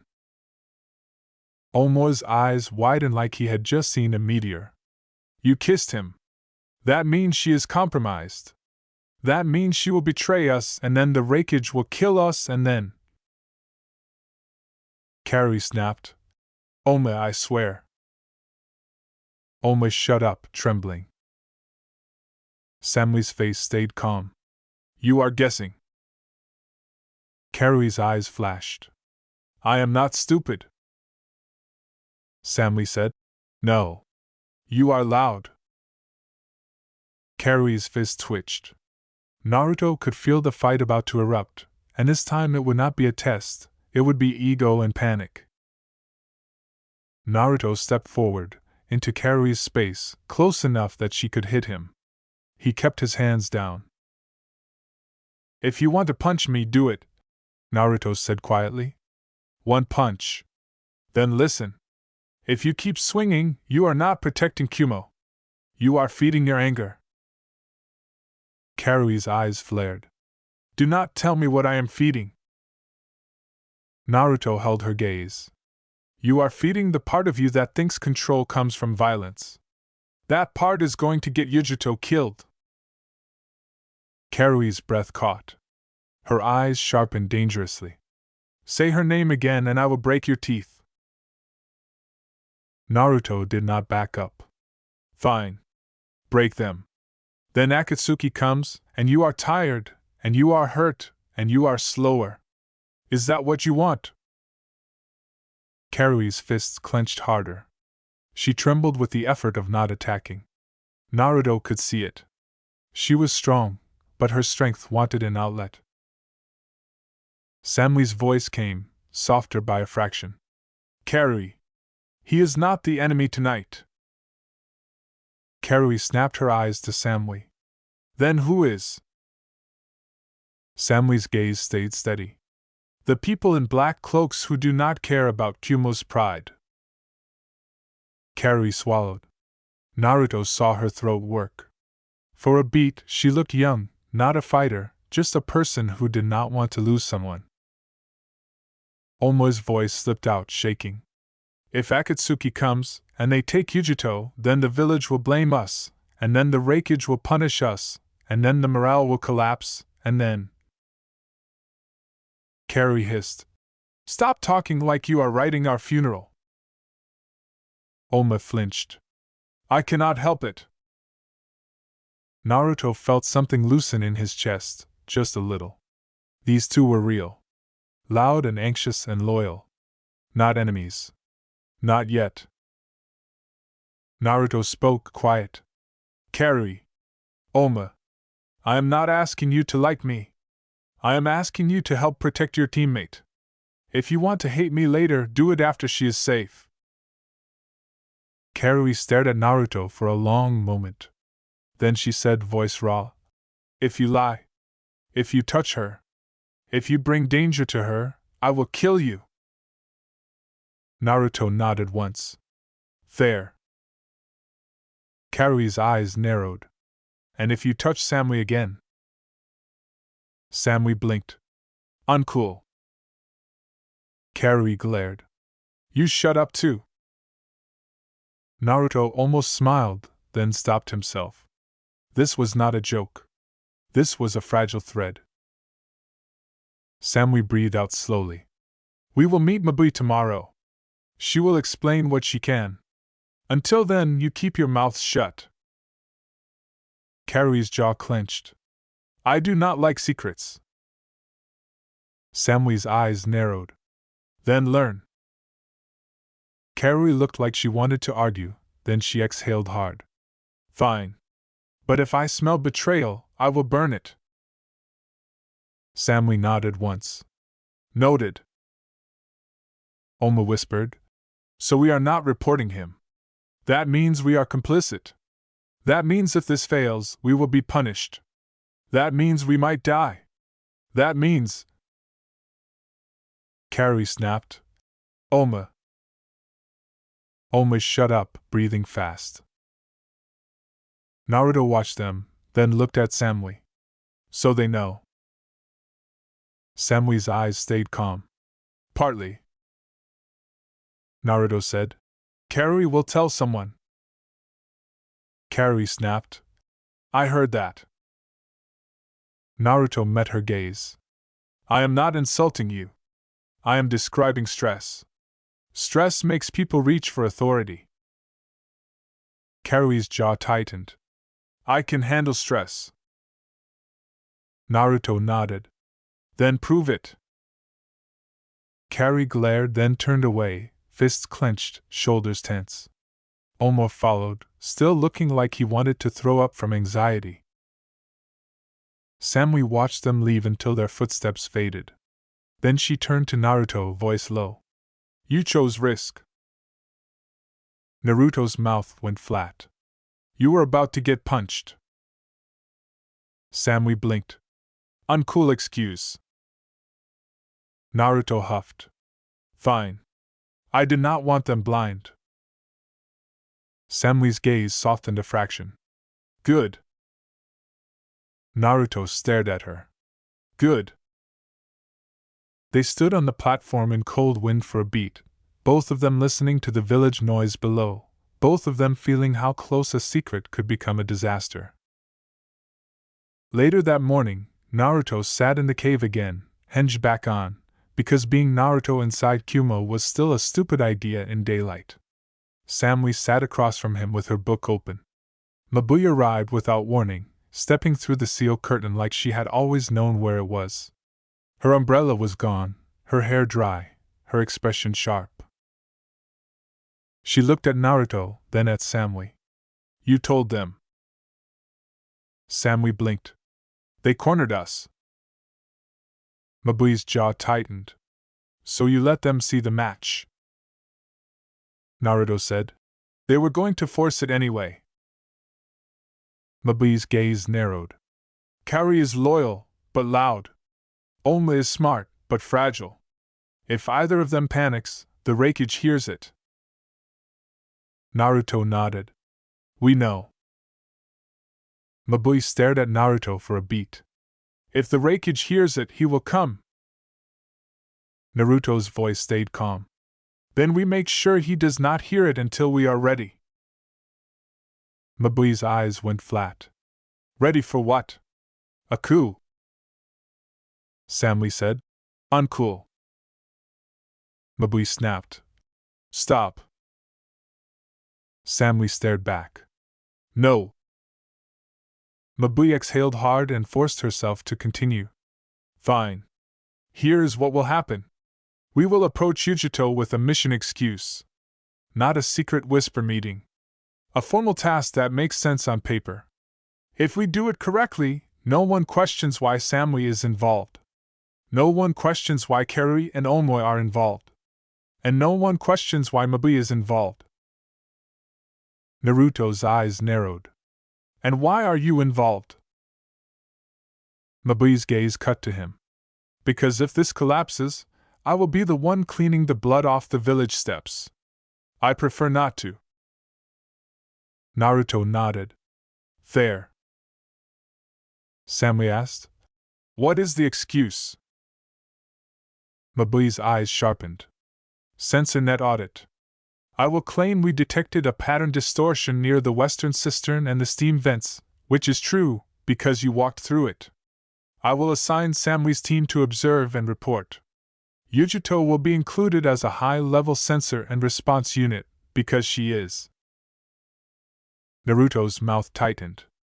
You are putting her in front. Mabui's gaze stayed hard. She is already in front. I am just changing which direction she faces. Naruto stared at Mabui, then nodded slowly. Okay. Mabui's voice stayed crisp. Your job is to remain invisible until we confirm Yujito's stance. If you appear too early, she will treat you like a threat. Naruto said. She will sense me anyway. Mabui's eyes narrowed. Then you will control your chakra like your life depends on it. Naruto's jaw tightened. It does. Mabui nodded once. Good. Samui closed her book. When? Mabui answered. Tonight. After shift change. Naruto's pulse spiked a little. You like nights? Mabui's gaze went flat. Nights are when idiots sleep and competent people work. Samui blinked. Uncool compliment. Mabui ignored her and looked at Naruto. Do not underestimate Yujito. She is calm, but she is not soft. Naruto nodded. I am not underestimating any Jinchuriki. Mabui's eyes narrowed. Good. Because if you try to speak to her like you are the only one who understands being a container, she will cut your arrogance in half. Naruto's mouth twitched. There. Mabui turned to leave, then paused. One more thing. If Karui starts a fight, you end it without humiliating her. Naruto nodded. I can do that. Mabui's eyes sharpened. Do it. Night came with cold fog crawling up the mountain, and the village lights looked softer through it, like stars trapped behind glass. Naruto moved with Samui, staying one step behind, chakra held tight, Henjan, face plain. Karui walked on Samui's other side, fists clenched, posture tense. Omo walked behind them, eyes darting, trying to control his breathing. Mabui waited for them near the audit point, standing by a stone railing with the scroll open, lantern light reflecting off ink. She looked up as they approached. You are late, Mabui said. Karui snapped. We are not late, you are early. Mabui's eyes cut to Karui. Do not argue with me. It wastes time. Karui clenched her jaw and shut up barely. Oma whispered. If we waste time, then the schedule changes, and then someone notices, and then. Karui hissed. Oma. Omoy flinched and shut up. Samui said, Where is Yujito? Mabui's eyes flicked to the far walkway. She is coming. Naruto felt it before he saw her.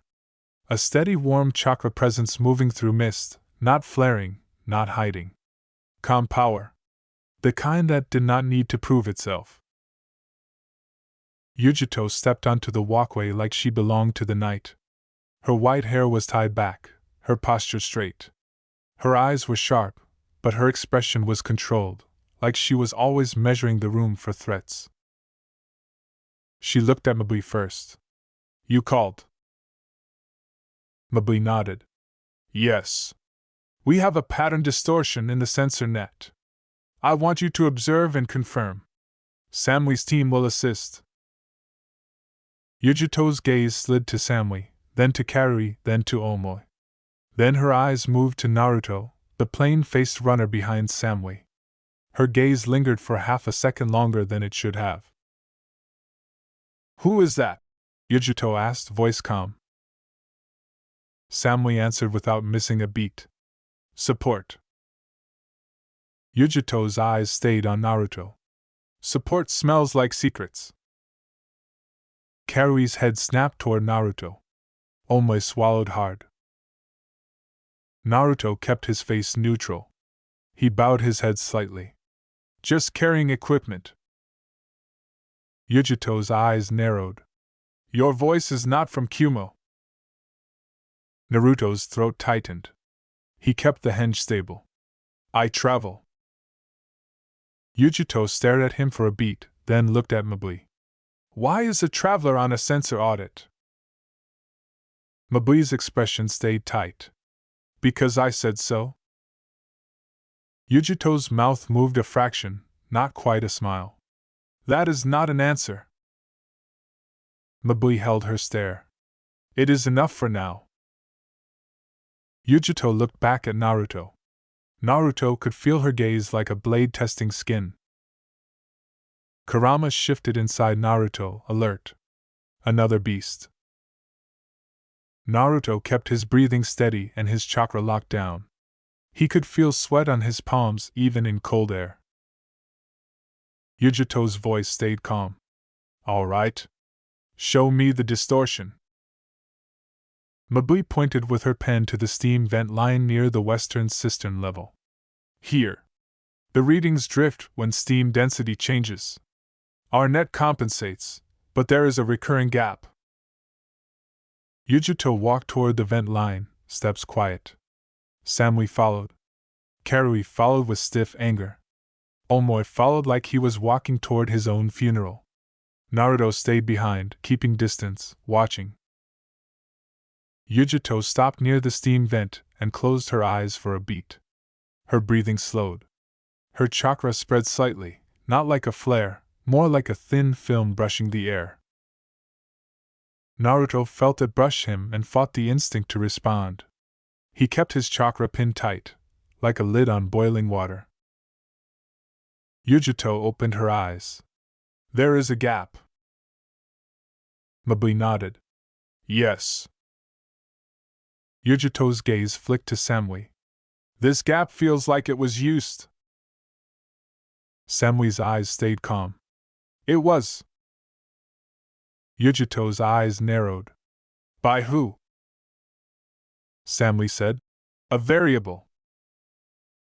Karui snapped. That is not helpful. Samui blinked. Uncool. Karui glared. Streaming interrupted. Waiting for the complete message. Mabui did not sound angry. That was what made it worse. Samui, she called again, calm and sharp, like she was reading an appointment time off a page. Stop wasting my time. Come out. Inside the cave, Naruto held still with his palm pressed to the seal. The barrier shimmered faintly, showing Mabui's silhouette through mist and steam. Her umbrella was angled just right. Dry. Controlled. She stood on the narrow ledge like she belonged there, like the mountain itself owed her space. Samui's hand rested on her tanto. Her face stayed neutral, but Naruto saw the tightness at the base of her throat. She tracked you, Naruto whispered. Samui's eyes did not leave the barrier. She tracks everything.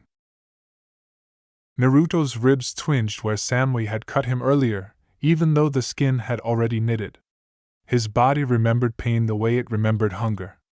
He breathed through it, slow, and kept his voice low.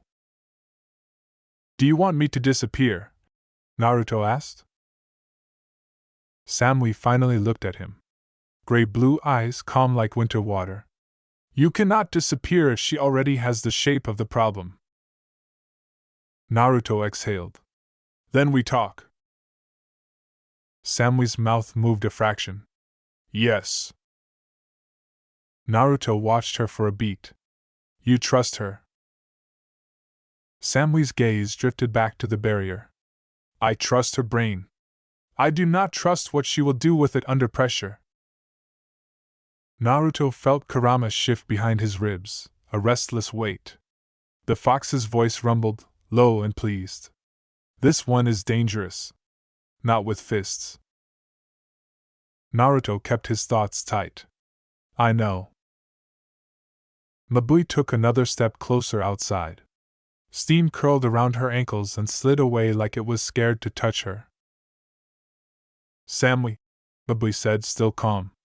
If you make me walk down and back up because you are being dramatic, I will personally assign you to gate duty for a month. Samui blinked once. That is uncool. Naruto almost smiled. Almost.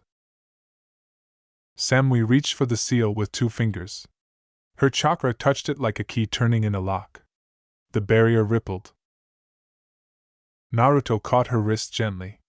Wait. Samui's eyes slid to him. Speak.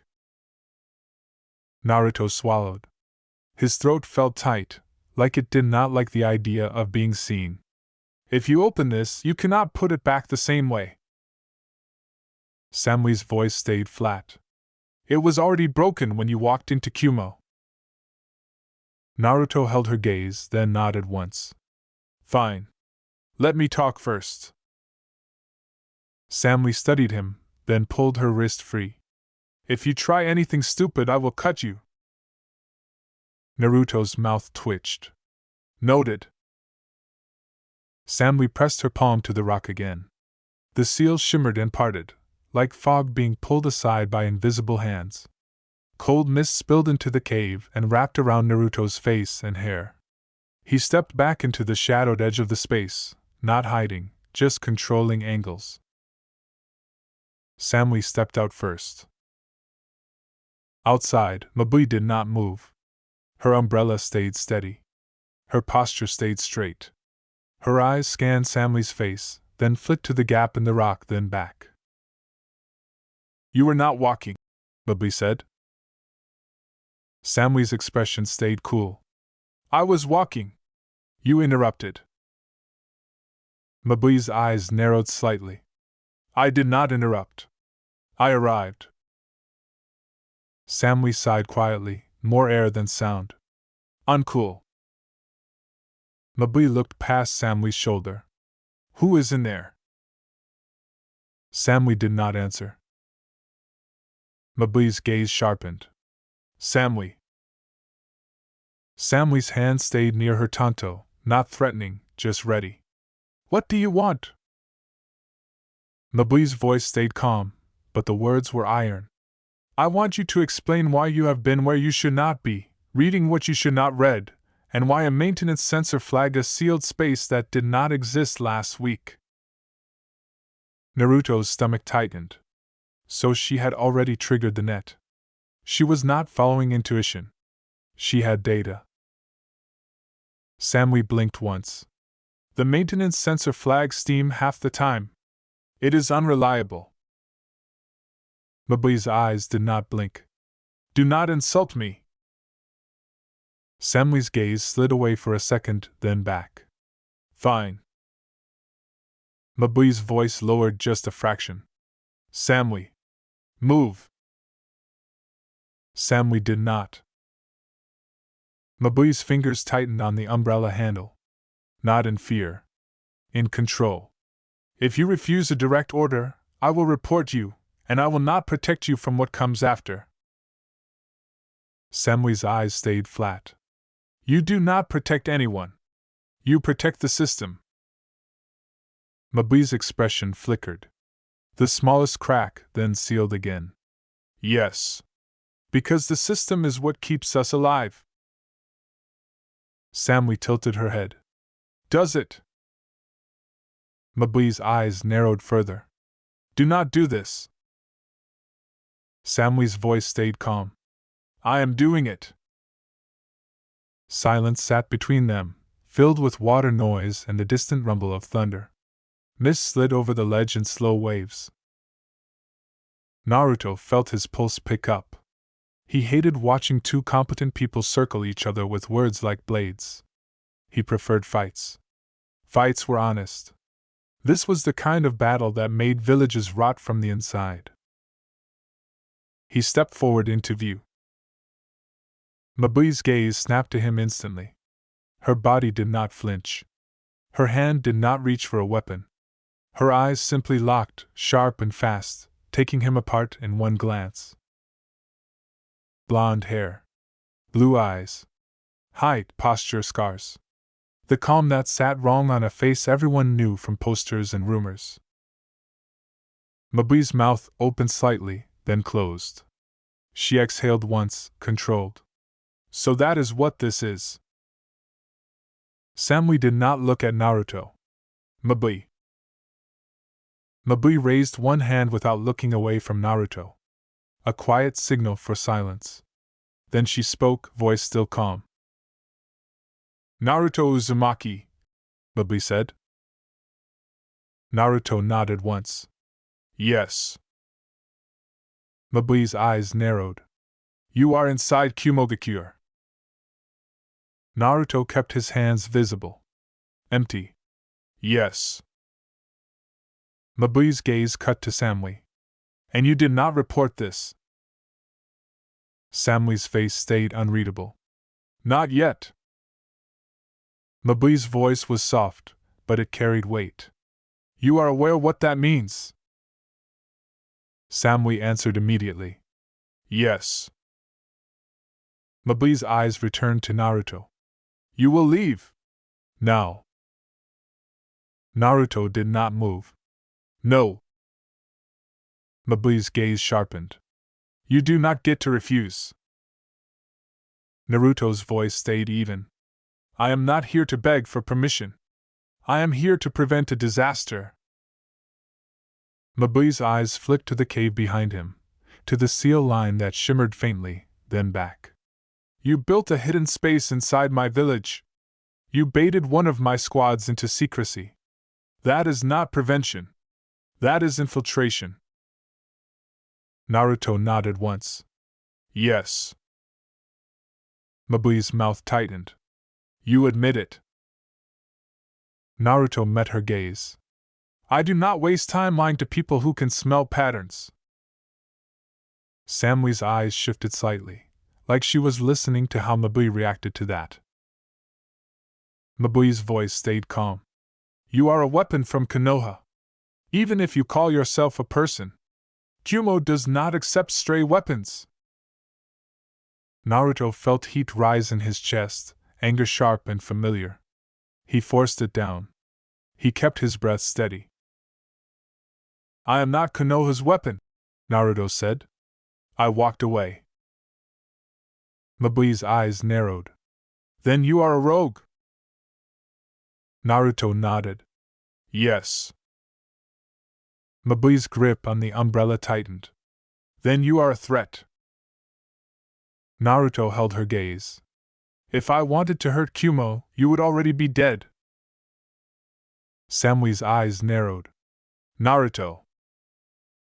Naruto glanced at her. He understood the warning. Do not push too hard. He looked back at Mabui. I could have killed you in the library. I could have taken Samui and left. I did not. Mabui's voice stayed calm, but there was a sharpness now. You think restraint earns trust? Naruto shook his head. No. I think it earns a conversation. Mabui's eyes held his for a long moment. Then she spoke with the same calm tone, but the words hit harder. Conversation is a luxury, Mabui said. Our village is built on discipline. Discipline is what stops shinobi from becoming animals.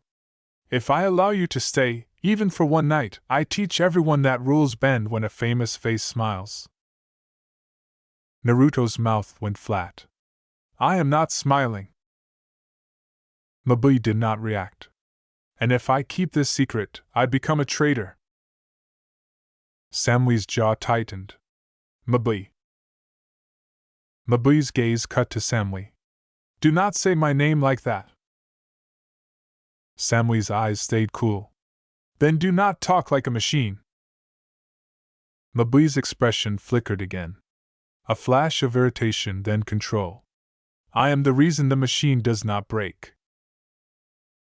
Naruto watched them, then made a decision.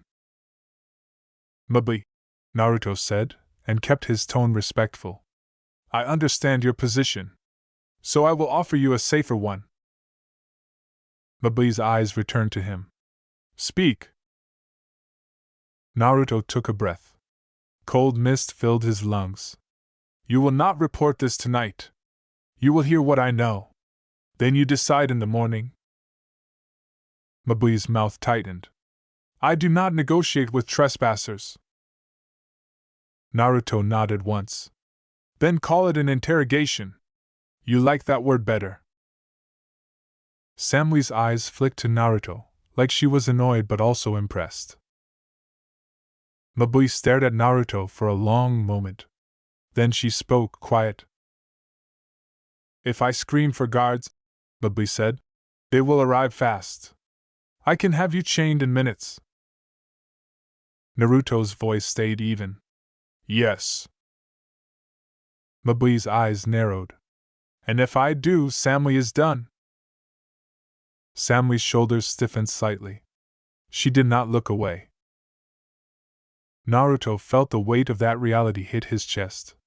He had known it, but hearing it out loud made it colder. Mabui's gaze flicked to Samui again. Why? Samui answered calm. Because he is not here for chaos. Mabui's eyes narrowed. You decided that based on one conversation and one fight on a ledge. Samui blinked once. Yes. Mabui's voice sharpened. That is irresponsible. Samui's expression stayed flat. So is pretending the village is invincible. Mabui inhaled once. Her umbrella shifted slightly as she adjusted her grip. You think I do not know we have weaknesses? Samui's eyes narrowed. Then you understand why he matters. Mabui's gaze returned to Naruto, and the calm in her eyes turned colder. If you are here to warn us, then warn us. Now. Clear. Specific. Naruto nodded. Akatsuki is coming for your Jinchuriki. Mabui did not blink. Yujito. Samui's eyes tightened. Naruto watched Mabui carefully. You already suspect it. Mabui's voice stayed flat. We suspect everything. Suspecting does not stop an attack. Naruto took a slow breath. Two of them. Haiden and Kakuzu. They move together. One is immortal in a way that breaks normal logic. The other is a money monster with multiple hearts. Mabui's eyes narrowed. Proof. Naruto's jaw tightened. Proof is hard to carry in your pocket. Mabui's mouth tightened. Then why should I believe you? Naruto reached into his jacket slowly, making sure both women could see his hands. He pulled out a small folded scroll, worn at the edges. He set it on the stone ledge between them. Mabui's gaze flicked to it. What is that? Naruto's voice stayed steady. A sealing record. Names, habits, ritual patterns. Things I learned the hard way. Samui's eyes narrowed. You kept records. Naruto glanced at her. I learned. Mabui did not touch the scroll. She studied Naruto instead. You expect me to open unknown seals from a rogue Jinchuriki? Naruto nodded once. There. Do not open it. Ask questions. I answer. If my answers match your intel, you keep listening. Mabui's eyes held his. If you lie, I will know. Naruto's mouth tilted slightly. Good. Mabui stared for a long moment. The wind pushed mist over the ledge again, damp and cold. Somewhere below, water roared louder for a moment, then settled. Mabui spoke. Describe Haiden. Naruto answered without hesitation. White hair. Scythe chain weapon. Talks too much. Loves pain. Fights like a lunatic because he believes he cannot die. Uses a ritual circle. Blood is the trigger. Mabui's eyes narrowed. Describe Kakuzu. Naruto's voice stayed calm. Tall. Mask. Stitches. Arms extend like ropes. Uses earth hardening. Can pull hearts out of bodies. Keeps extra hearts. Mabui's gaze sharpened further. That matches certain reports. Samui's eyes flicked to Mabui, like she caught the shift. Mabui's voice stayed calm. How soon? Naruto exhaled. Soon enough that you should move Yujito tonight. Mabui's mouth tightened. Yujito is not an object you move. She is a soldier. Naruto nodded. And she is a target. Mabui's eyes narrowed. You speak like you care. Naruto's throat worked. I know what it feels like to be hunted for what is inside you. I do not want her to face it alone. Samui's eyes softened a fraction, then hardened again. Mabui stared at Naruto for a long moment. Then her gaze shifted to Samui. You brought him here, Mabui said. Samui's voice stayed flat. He brought himself. Mabui's eyes narrowed. And you did not stop him. Samui held her gaze. No. Mabui's mouth tightened. Then you have already chosen your risk. Samui did not flinch. Yes. Silence again. Cold mist. Water noise. Distant thunder. Naruto felt his palms sweat despite the cold. He did not like waiting for someone else to decide his fate. He had spent his whole life doing that. He forced himself to stay still anyway. Mabui finally spoke, still calm. Step back into the cave, Mabui said. Both of you. Samui's eyes narrowed. Why? Mabui's gaze stayed on Naruto. Because if I decide to call guards, I want you in a contained space, not on a ledge where you can jump into the village and vanish. Naruto nodded. Reasonable. Samui's mouth moved a fraction. Uncool. Mabui's eyes did not change. I do not care. Naruto stepped back first, slow and controlled. Samui followed, her hand still near her blade. Mabui entered last, umbrella closing with a soft snap. She shook mist off at once, then set it neatly near the entrance like she was in her own office. The cave felt smaller with her inside. Mabui carried authority in a quiet way.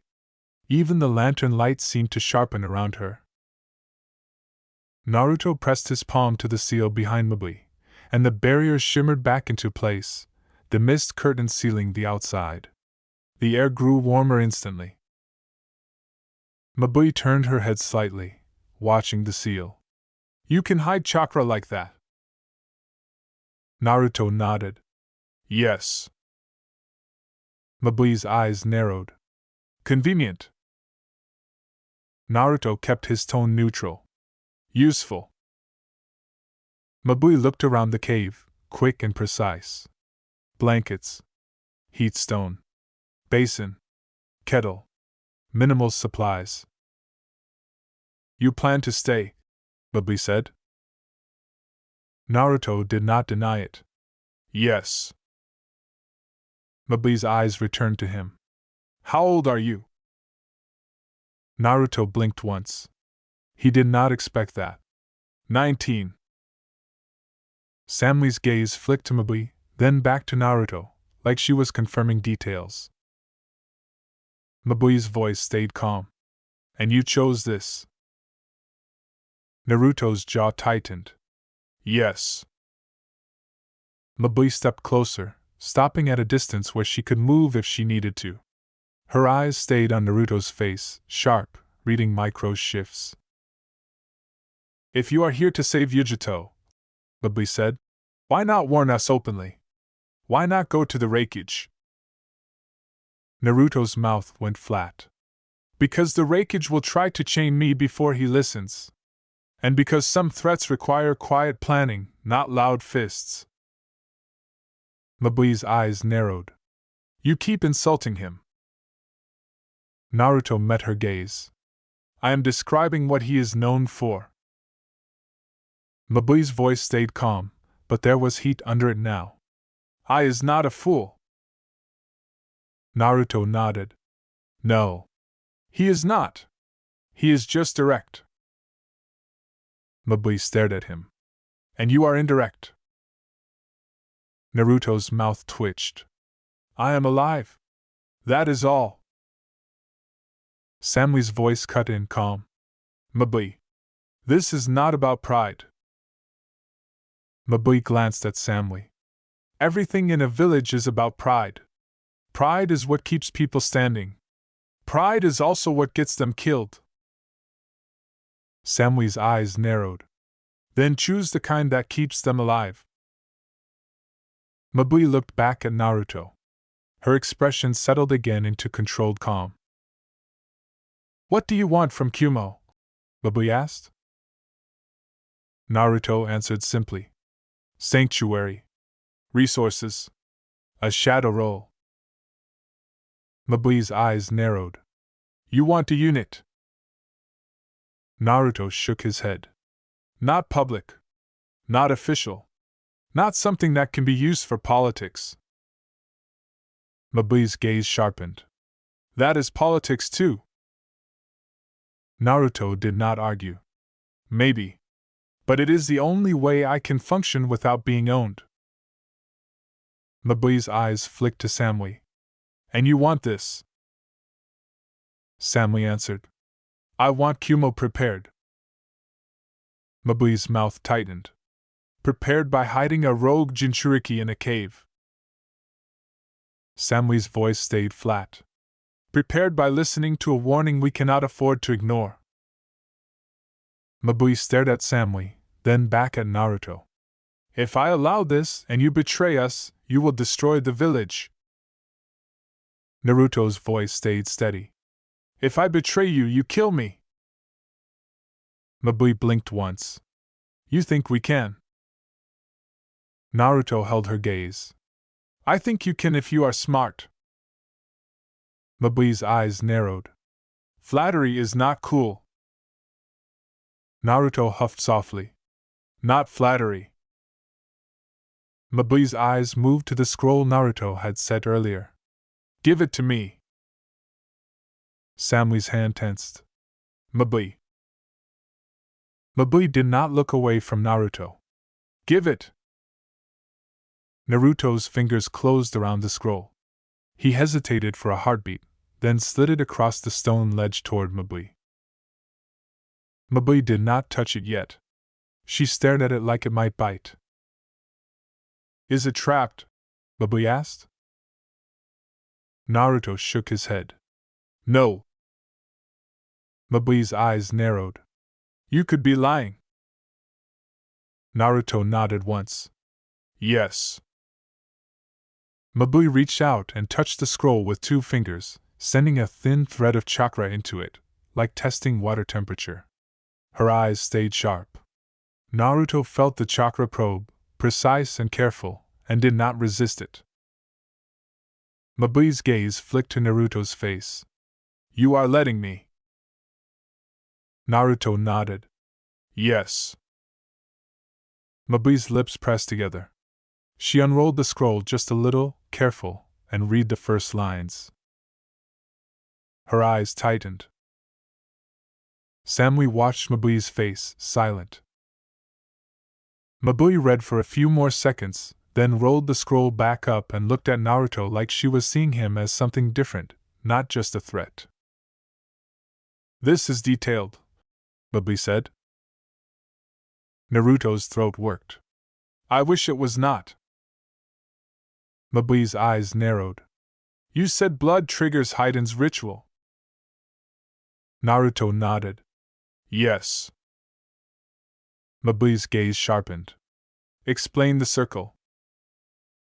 Naruto took a breath and explained. Not dramatic. Not heroic. Clinical. How Haiden needed a symbol, how he used blood to link pain, how he could kill from a distance once the link was formed. He explained what broke the link. What did not. Mabui's eyes stayed steady, absorbing everything. Samui shifted slightly, closer to Naruto, but not touching. Naruto noticed anyway. His body reacted, a small warmth under his skin that had nothing to do with the heat stone. Mabui's gaze flicked to Samui's position, then back to Naruto. She did not comment. She filed it away, the way she filed everything. When Naruto finished, Mabui spoke quietly. If this is true, Yujito cannot be left on routine patrol. Naruto nodded. She needs unpredictability. She needs a decoy pattern. She needs watchers who are not on the official roster. Samui's eyes narrowed. A shadow net? Naruto glanced at her. Yes. Mabui exhaled once. This is a nightmare. Samui's voice stayed flat. It is a preventable one. Mabui's gaze returned to Naruto. If I help you, I betray I. Naruto's voice stayed even. You protect him. From information he cannot see. Mabui's eyes narrowed. You keep framing it that way. Naruto nodded. Because that is the truth. Mabui stared at him for a long moment. Then she looked away, toward the cave wall, like she was watching invisible numbers line up. I can move paperwork, Mabui said. I can adjust patrol logs. I can delay reports. I can reroute supply requests. I can create a gap where you can exist for a short time. Samui's eyes sharpened. Naruto's chest tightened. For a short time. Mabui looked back at him. Do not misunderstand. I am not giving you a home. I am giving you a test. Naruto nodded. There. Mabui's eyes narrowed. If you fail, I will personally deliver you to I. Samui's jaw tightened. Mabui. Mabui's gaze flicked to Samui. Do not protect him with tone. If he is what he claims, he will survive scrutiny. Naruto swallowed. What is the test? Mabui's eyes returned to him. Yujito. Naruto's stomach tightened. You want me to protect her? Mabui nodded once. Not by fighting in public. Not by making a scene. By preventing contact. By spotting the approach. By proving your intel has value before blood hits the stone. Naruto nodded. I can do that. Mabui's eyes narrowed. You sound confident. Naruto's mouth went flat. I have seen what happens when people wait. Mabui stared at him, then looked at Samui. Where are Karui and Oma? Samui answered. I sent them away. Mabui's eyes narrowed. They will not stay away. Samui's mouth tightened. I know. Mabui's gaze returned to Naruto. If they find out, they will react emotionally. That creates noise. Noise gets Yujito killed. Naruto nodded. We handle them carefully. Mabui's eyes sharpened. How? Naruto hesitated. We bring them in later, when there is proof. Samui's voice stayed calm. Karui will not accept secrecy. Mabui's eyes narrowed. Then we do not ask her to accept. We ask her to obey. Samui's jaw tightened. She obeys strength. Mabui's gaze cut to Naruto. Then he shows strength, without humiliating her. Naruto's mouth went flat. I can do that. Samui looked at Naruto, eyes steady. Do not underestimate her. She will try to break you. Naruto met her gaze. I am not afraid. Samui blinked once. Good. Mabui stepped closer to the cave entrance, then stopped. We move now. Samui's eyes narrowed. Now. Mabui nodded. I will check Yujito's current assignment. If she is already near the border, we adjust. If she is in the village, we relocate. Quietly. Naruto's pulse spiked. You can move her without raising alarms. Mabui's mouth tightened. I can move papers. Moving a person is harder. But I can create a reason. Samui's eyes narrowed. What reason? Mabui glanced at Samui like she was explaining something obvious. A briefing. A consultation. A special assignment from the Reikige's office. Yujito respects the office. She will show up. Naruto nodded. And then? Mabui looked at Naruto. Then you watch. Samui's eyes tightened. Where? Mabui's gaze returned to the cave wall, thinking. There is an upper training platform near the west vents. Sensor coverage is distorted by steam, but not completely blind. Yujito sometimes uses it because she likes solitude. Samui's eyes narrowed. You want to place her near the blind spot. Mabui's voice stayed calm. I want to place her where a watcher can see her and where an attacker will be tempted to approach through the distortions. Naruto's jaw tightened. Bait. Mabui met his gaze. Yes. Controlled bait. If you dislike it, leave. Naruto's stomach clenched. He hated the idea. He also understood it. You could not fight shadows without luring them into light. Samui watched Naruto's face. We do not let her get hurt. Naruto nodded once. We do not. Mabui's eyes narrowed. Then you better be as skilled as your reputation. Naruto exhaled. I am. Mabui moved to the seal and waited. Open it. Naruto pressed his palm to the rock. The barrier shimmered and parted. Cold mist rushed in again. Mabui stepped out first this time, umbrella open again like it was part of her uniform. Samui followed. Naruto came last, and before he left the cave, he pressed his palm to the heat stone and absorbed a little warmth, pushing it into his muscles. His body loosened enough to move quietly. They moved without speaking, using the maintenance ledges and steam vents to stay out of Main's sidelines. Naruto kept his chakra tight, a low glow under skin. Samui moved like a shadow, calm and clean. Mabui moved like a person who knew exactly which corners had eyes and which did not. At one narrow turn, Mabui stopped and held up 2 fingers. All 3 froze. Footsteps. 2 sets. Light but quick. Someone moving with impatience. Karui's voice cut through the mist. I know you are doing something. I can smell it. Omoe's voice came right after, breathy and anxious. Karui, please, if you keep yelling, someone will hear and then we will get reported and then we will be interrogated and then we will be punished and then we will be reassigned and then we will die in some border conflict and then our ghosts will haunt the Reikage and then he will punch the air and then the mountain will collapse. Karui snapped. Stop talking about ghosts. I hate ghosts. Naruto's chest tightened. Samui's eyes narrowed. Mabui's mouth tightened into a thin line. Mabui leaned towards Samui and whispered, This is what I meant. Samui's voice stayed low. I know. Naruto felt Kurama stir, amused.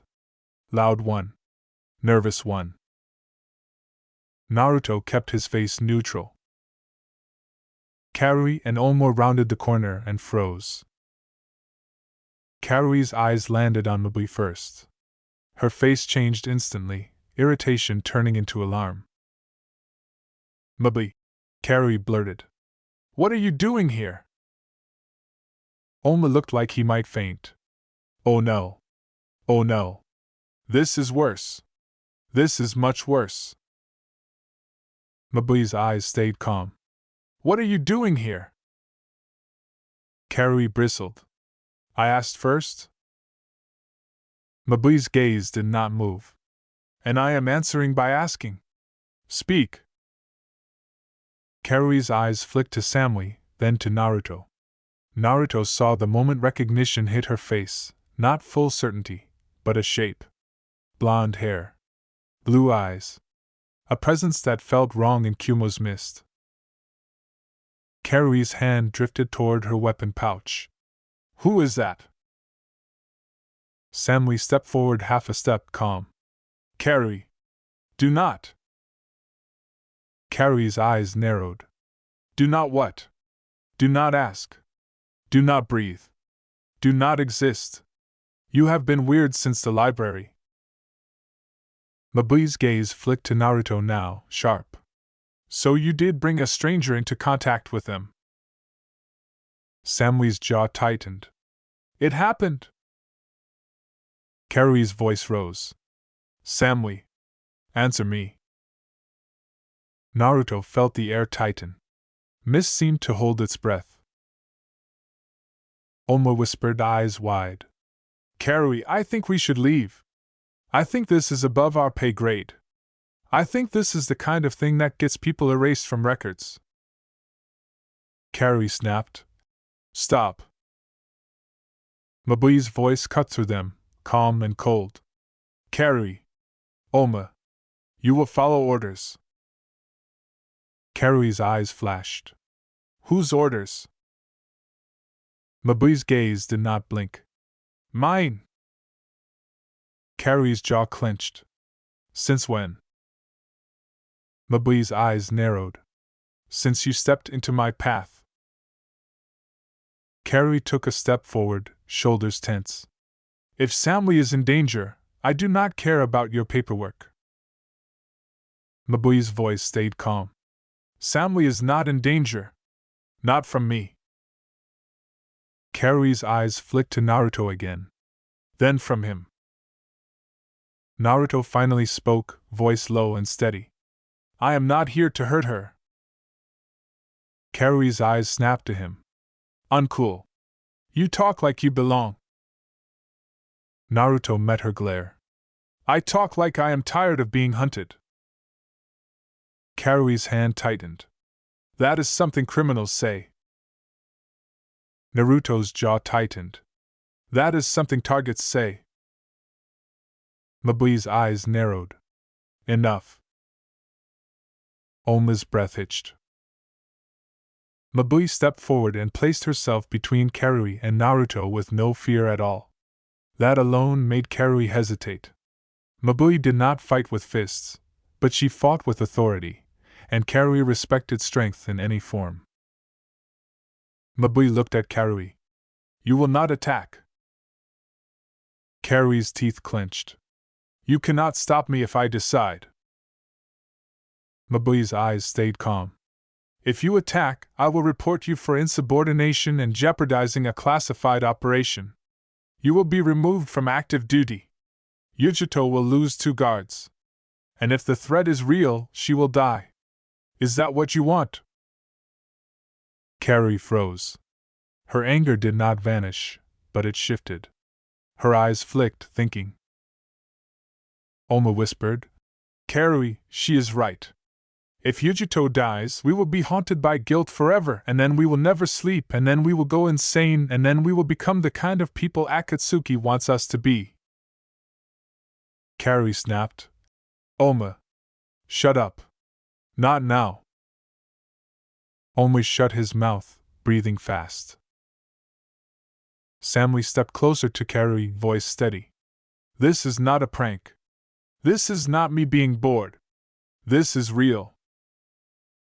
Karui's gaze locked on Samui's face, searching for any crack. You are hiding something. Samui blinked once. Yes. Karui's eyes widened a fraction. You never admit that. Samui's voice stayed calm. I am admitting it because I do not want you to get hurt. Karui's jaw tightened. So I am in danger. Samui's eyes held hers. If you react wrong, yes. Karui's breath came out harsh. I hate this. Naruto watched Karui, saw the loyalty behind her anger. She was not stupid. She was just loud. Mabui spoke again. Karui. Oma. You will go to the upper training platform near the west vents. You will wait there. You will not speak to anyone. You will not leave. If you disobey, I will bury you in paperwork until you beg for death. Karui's eyes narrowed. Why? Mabui's voice stayed calm. Because Yujito is coming. And because if you are there, you can help without knowing details you cannot handle yet. Karui's gaze flicked to Samui, then Naruto, then back to Mabui.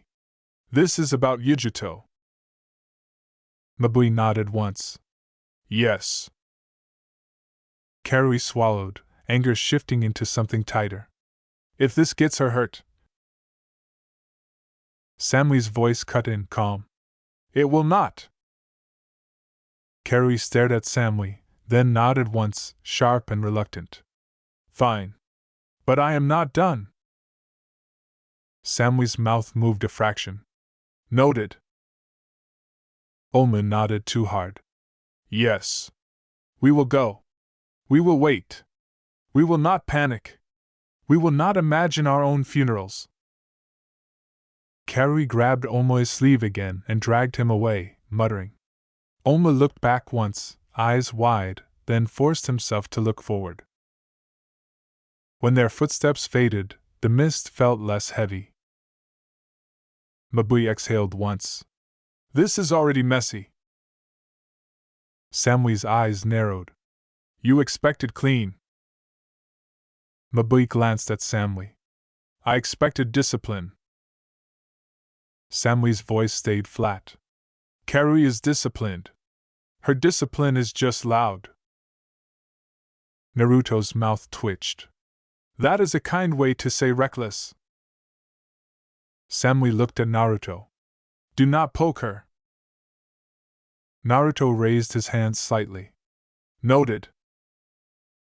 Mabui's gaze returned to Naruto. You see what you are doing. You are creating a fracture. Naruto met her gaze. I am exposing one that already exists. Mabui stared at him for a beat, then turned. Move. We do not have time. They moved again, faster now. The upper training platform near the west vents was a flat stone area with a low railing and a broad view of the village below. Steam vents lined the far edge, warm mist rising in steady pulses. The air here smelled stronger of ozone and wet rock. Karui and Omo were already there, standing stiff near the railing. Karui's arms were crossed. Omo's hands fidgeted like he wanted to pull his hair out. Samui stopped at the edge of the platform and spoke quietly. Stand here. Both of you. Do not move unless I tell you. Karui's eyes narrowed. You think you can order me too? Samui's gaze stayed calm. Yes. Karui opened her mouth, then shut it, jaw tight. Olma nodded. Yes. We will stand. Standing is safe. Standing is quiet. Mabui stepped to the center of the platform and looked at Naruto. Where will you be? Naruto scanned the area, counting angles. The vents distorted chakra in waves. There were shadows behind a tall rock ridge on the left. There was a narrow ledge above the platform, reachable by a quick climb, good for overwatch. There was also a drainage channel that ran beneath the platform, a dark slit in the stone, narrow but usable. I will be above, Naruto said. Overwatch. If they approach through steam, I will see the disturbance. Mabui's eyes narrowed. You can climb without being noticed. Naruto's mouth tilted. Yes. Samui's eyes flicked to Naruto. Do not vanish completely. If I need you, I need you. Naruto met her gaze. I will stay close. Samui's face stayed cool, but her eyes softened for a heartbeat. Then it was gone. Mabui turned to Samui. I will send the message now. Samui nodded. Do it.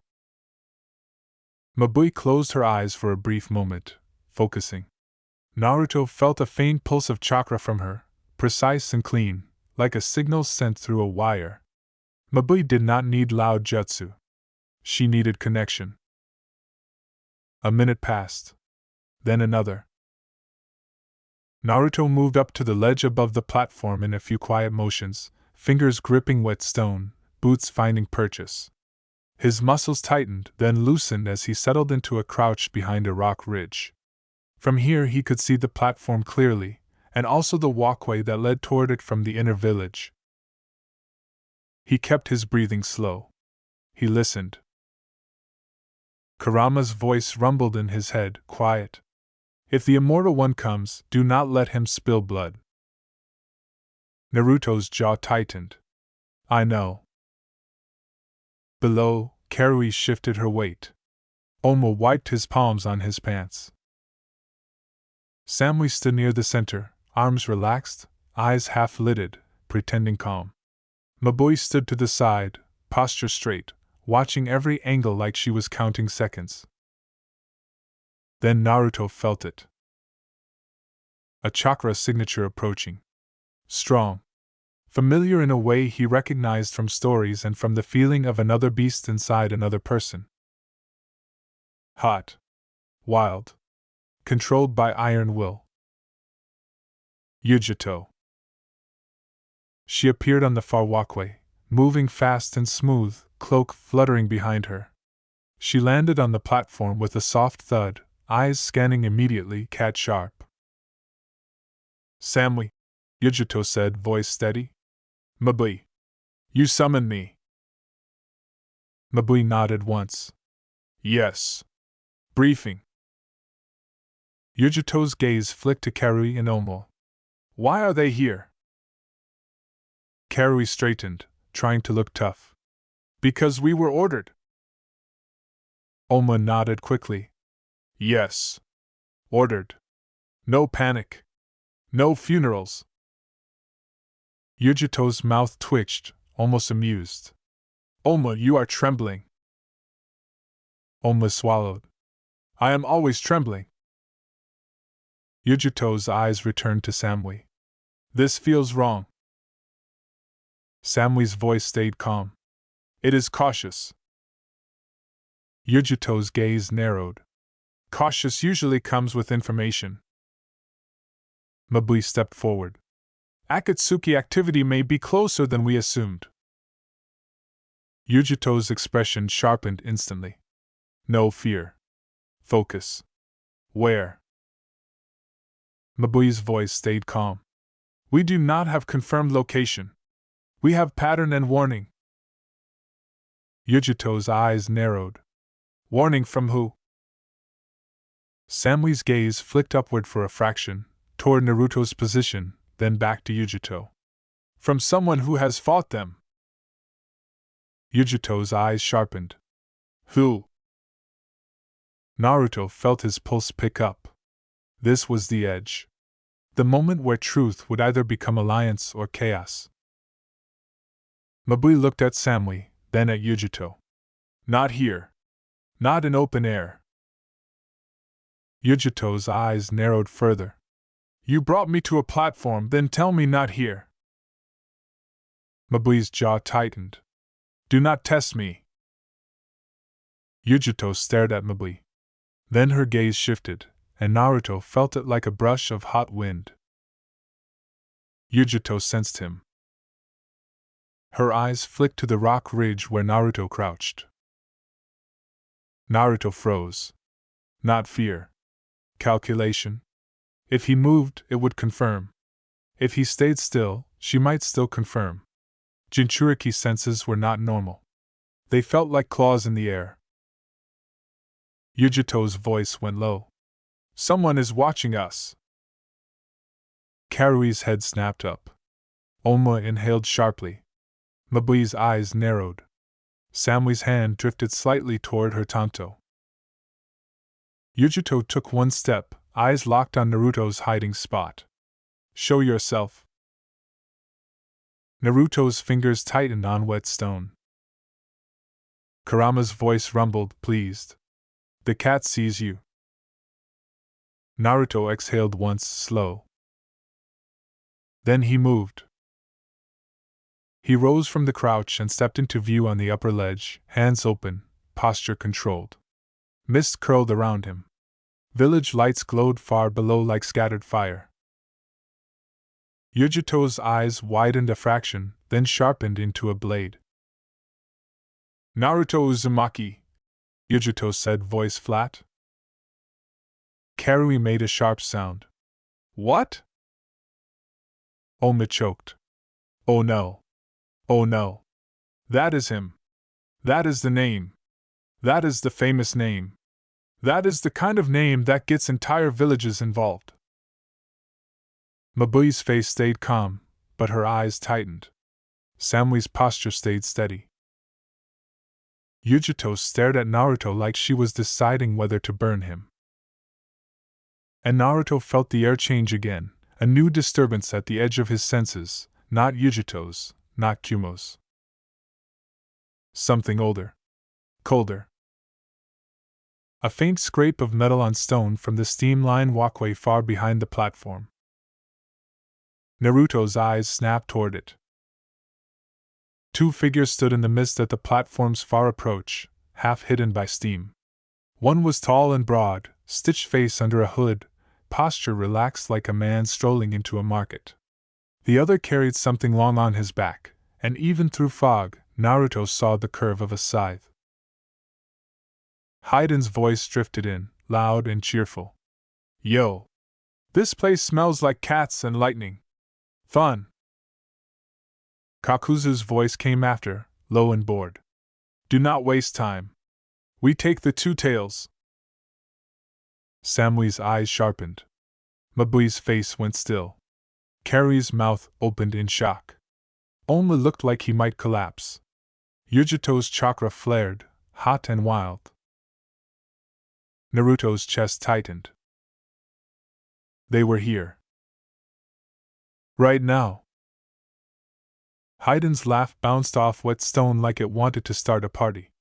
He strode forward through the steam with his side riding his back and his chain dragging behind him, metal links clinking soft, then sharper, then soft again as they scraped the edge of the walkway. Kakuzu walked beside him like he was late to somewhere boring. His shoulders were broad under the cloak. His stitched mask turned slightly, watching the platform, watching Yujito, watching the rest of them like they were items on a list. Naruto stood on the upper ledge above the platform, hands open, posture tight. Below him, Samui was near center left, calm but ready. Mabui stood slightly back near the railing, her eyes cold and calculating. Karui and Omo were near the far side, both stiff, both staring at the two men with the kind of shock that tried to freeze your bones. Yujito stood closest to the approach walkway, shoulders squared, her chakra already rising like heat off asphalt. Yujito's voice cut through the mist, low and sharp. You picked a bad place. Haiden grinned like he loved that. Lady, I pick bad places on purpose. Makes the screaming better. Oma made a thin sound in his throat. We are going to die. We are actually going to die. Carrie snapped. Stop talking like that. Her voice shook anyway. Samui did not look away from the intruders. She spoke like she was reading weather. Naruto. Move. Naruto's lungs pulled in cold air and his body answered before thought. He jumped down from the ledge, landing on the platform with a wet slap and a quick bend of knees. Stone vibrated under his sandals. His heart slammed once, then again, as he took 3 fast steps to put himself between Yujito and the approach path. Kakuzu's mask turned toward him, slow. So you are here too? Haiden's eyes widened, then he laughed harder. No way. This is the blonde brat from the posters. This is fun. Naruto kept his hands visible, but his fingers flexed ready. You are not touching her. Haiden rolled his shoulders like he was warming up. Touching is not the goal, kid. The goal is offering. Yujito's chakra flared, and the air snapped with heat. Her eyes narrowed, pupils thinning like a cat's. Try it. Kakuzu's voice was flat. Do not waste time. The 2 tails first. If the 9 tails is here, we adjust. Mabui's voice cut in, quiet but sharp. Everyone hold positions. Do not get pulled off the edge. Karui barked. Mabui, what is happening? Mabui did not even look at her. The thing you were too loud to imagine. Oma's breath hitched. Oh no. Naruto's mind moved fast. Haiden needed blood. Kakuzu needed distance and time to deploy masks. Steam distorted sensors but also hid movement, which meant they could disappear into the vents if they got separated. The platform was wide enough for combat, but the edges were death. He had to control space. Kurama rumbled inside him. Kill the immortal by removing his limbs. Naruto swallowed down a spike of anger. Not kill. Stop. He snapped his hand signs and 2 shadow clones burst into existence beside him with soft pops. Both clones already moved, one stepping left toward SAMUI, one stepping right toward Karui and Oma. Naruto's real body faced Yujito and spoke fast. Do not let him touch your blood. Do not let him draw it. Yujito's mouth curled fierce. I know. Naruto's clone beside SAMUI spoke in a low voice. SAMUI, Kakuzu first. If he gets his masks out, it becomes messy. SAMUI's eyes stayed half-lidded calm. Uncool to tell me obvious things. Naruto's clone did not argue. You want clean, take his range away. SAMUI's fingers tightened on her weapon. Kakuzu took a step forward and his cloak shifted. Under it, threads moved, black and glossy like wet rope. Naruto felt his stomach tighten. Those threads could pierce, bind, rip hearts. If they hit any of the Kumo shinobi, it would be brutal. Haiden lifted his scythe off his back with a casual swing. The blade cut through steam and made a low whoosh. He spun it once like it was a toy. Who wants to go first? Haiden called, cheerful. Yujito answered by moving. She blurred forward, faster than most eyes, and her fist drove toward Haiden's face. The impact cracked like stone on stone. Haiden's head snapped sideways, but his grin stayed. He staggered one step, then laughed like it tickled. Yujito did not stop. Her knee drove into his stomach. Another crack. Haiden folded, then sprang back upright like pain was a joke. Yeah. Haiden breathed, eyes bright. That is the stuff. Naruto moved in behind her, not crowding her, just controlling the space. He flicked a sealing tag from his sleeve and slapped it onto the stone right in front of Haiden's feet. Chakra pulsed through it, and the tag flared with a binding hum. Haiden stepped, and the stone under him grabbed like thick mud. He stumbled, chain clinking, scythe tilting. Naruto lunged for the chain. Kakuzu moved at the same moment, like he had been waiting for Naruto to commit. A thick black thread shot from his sleeve, fast as a whip, and snapped toward Naruto's wrist. Samui's lightning flashed. A blade or kunai, lightning-coated, cut across the thread mid-air with a sharp sizzle. The severed end snapped back and writhed like a cut snake, then fell limp. Samui stepped forward, calm face, deadly hands. Your reach is uncool. Kakuzu's head tilted, bored. So is yours. His cloak rippled, and 2 masks slid out from under it like living things, stitched and snarling. One opened its mouth and fire roared out, a wide cone that ate steam and turned it into screaming white vapor. Naruto's skin prickled. He shoved Yujito sideways and dove the other way. Heat rolled over the platform. The railing smoked. Karui yelped and jumped back. Almost stumbled, arms flailing. Mabui snapped. Down! Karui dropped low, dragging Omo with her. Flames washed over their heads, hot enough that Naruto felt his hair singe even from several steps away. Yujito rolled, came up on one knee, and her chakra surged again, blue fire licking up her shoulders like it wanted out. Her voice went harsh. Enough. She transformed in a burst. Blue flame poured off her body, shaping into tails, ears, claws. Her skin glowed under it, and the air turned hot and wild. The two tails' presence hit like a wave, making the platform feel too small for the amount of violence that wanted to happen. Haydn laughed louder, blood in his mouth now, eyes shining. Yes. Show me. Show me the cat. Kakuzu's voice stayed flat. Do not get distracted. Haydn did not listen.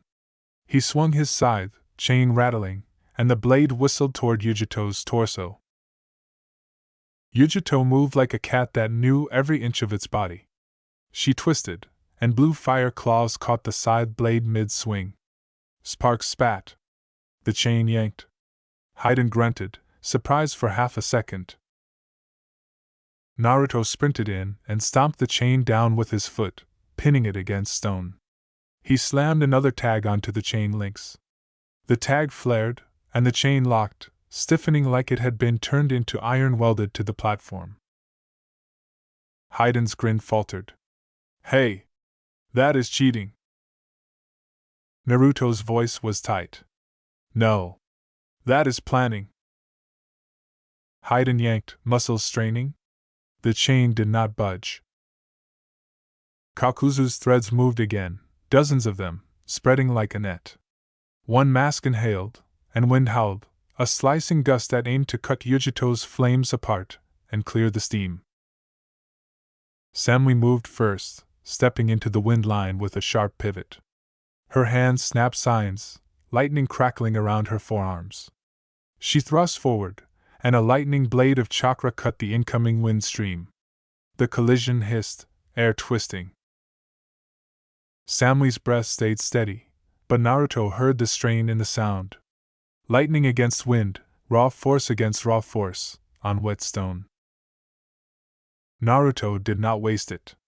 He lunged toward Kakuzu, clones appearing around him in quick pops, 3 more, then 2, then another, each one moving with purpose. 2 clones rushed the masks, trying to disrupt. 1 clone aimed for Kakuzu's feet with another seal. Kakuzu's thread snapped out and pierced 1 clone's chest with a wet thud. The clone burst into smoke. Another thread wrapped a clone's neck and flung it off to the side, smoke exploding on impact. A 3rd clone got close and slapped a seal onto Kakuzu's cloak. The seal flared. Kakuzu paused, just a fraction, as chakra tried to bind his movement. His threads tightened, muscles tensing. Then the seal tore. Kakuzu's chakra did not break the seal by force. His threads did it, ripping the paper apart like it was nothing. Naruto's real body reached him at that moment, fist driving in, aiming for the rib line under the cloak. Kakuzu's body shifted. His skin hardened, turning dark and glossy like stone. Naruto's punch hit, and the impact jarred his arm up to the shoulder. Pain flared sharp. Naruto's teeth clenched. Kakuzu's voice was bored. You hit harder than expected. Naruto's breath came fast, but his eyes stayed locked. You are tougher than I wanted. Kakuzu's arm extended. Threads uncoiled, and his hand snapped toward Naruto's throat. Naruto ducked, rolled under, and came up inside Kakuzu's reach. He drove his knee into Kakuzu's stomach. Stone-hard skin absorbed it. Naruto's knee screamed with shock. Kakuzu's hand caught Naruto's shoulder with a heavy grip. Threads prickled through his sleeve, trying to sink. Naruto shoved chakra into his skin, forcing the threads back, and twisted, breaking the grip by rotating his shoulder and slamming his elbow into Kakuzu's forearm. Kakuzu's grip loosened, not from pain, from calculation. He stepped back one pace. The mask shifted, floating around Kakuzu like hungry pets.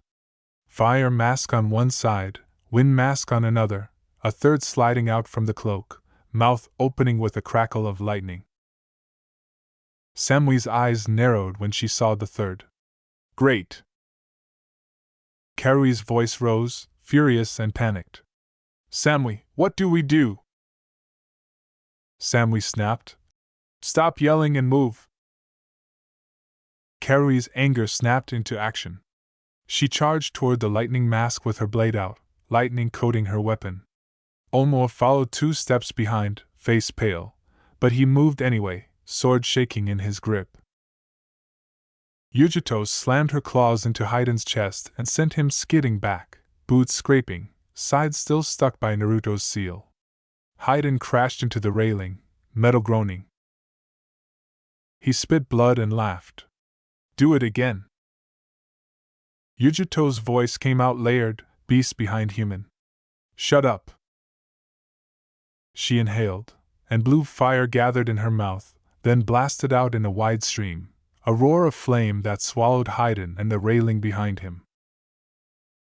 Stone blackened. Metal glowed. Haiden's scream started, then turned into laughter mid-sound, like he enjoyed it too much.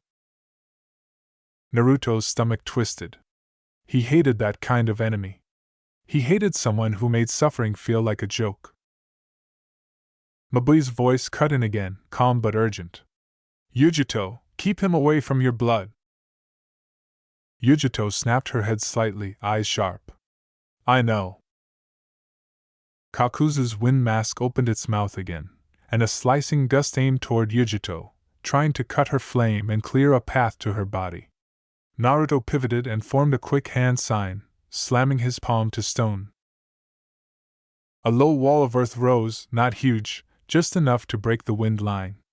The wind smashed into it with a loud crack, shredding edges. Stone fragments flew. Naruto flinched as a shard cut his cheek. Warm blood ran. He wiped it with his sleeve and felt the danger immediately. Blood. Haiden could smell it. Haiden's head snapped toward Naruto through the blue fire, eyes bright. Oh! There it is! Naruto's chest tightened. He moved fast, wiping again, smearing blood away, but it was already there in the air. Kurama growled. Do not let him get it. Naruto's voice in his own head was tight. I know. Haiden jerked hard on the scythe chain again. The seal held for a heartbeat, then Naruto felt it. The chain was not just metal. It had chakra woven into it. Haiden fed something into the links, and the binding seal began to strain. The paper tag hissed, edges curling as if heat was chewing it. Naruto cursed under his breath, then snapped another tag onto the chain. 2 tags. More chakra. The binding hum deepened. Haiden grinned. Cute! He yanked again. The chain snapped free with a metallic scream. The tags tore loose, fluttering, dissolving into wet paper scraps. Naruto's stomach dropped. Haiden swung the scythe and the blade whistled toward Naruto's head. Naruto threw himself backward. The blade shaved hair, cold wind, then slammed into the stone behind him with a loud clang. Sparks spat. Naruto landed on his back, breath knocked out, then rolled to his feet, panting.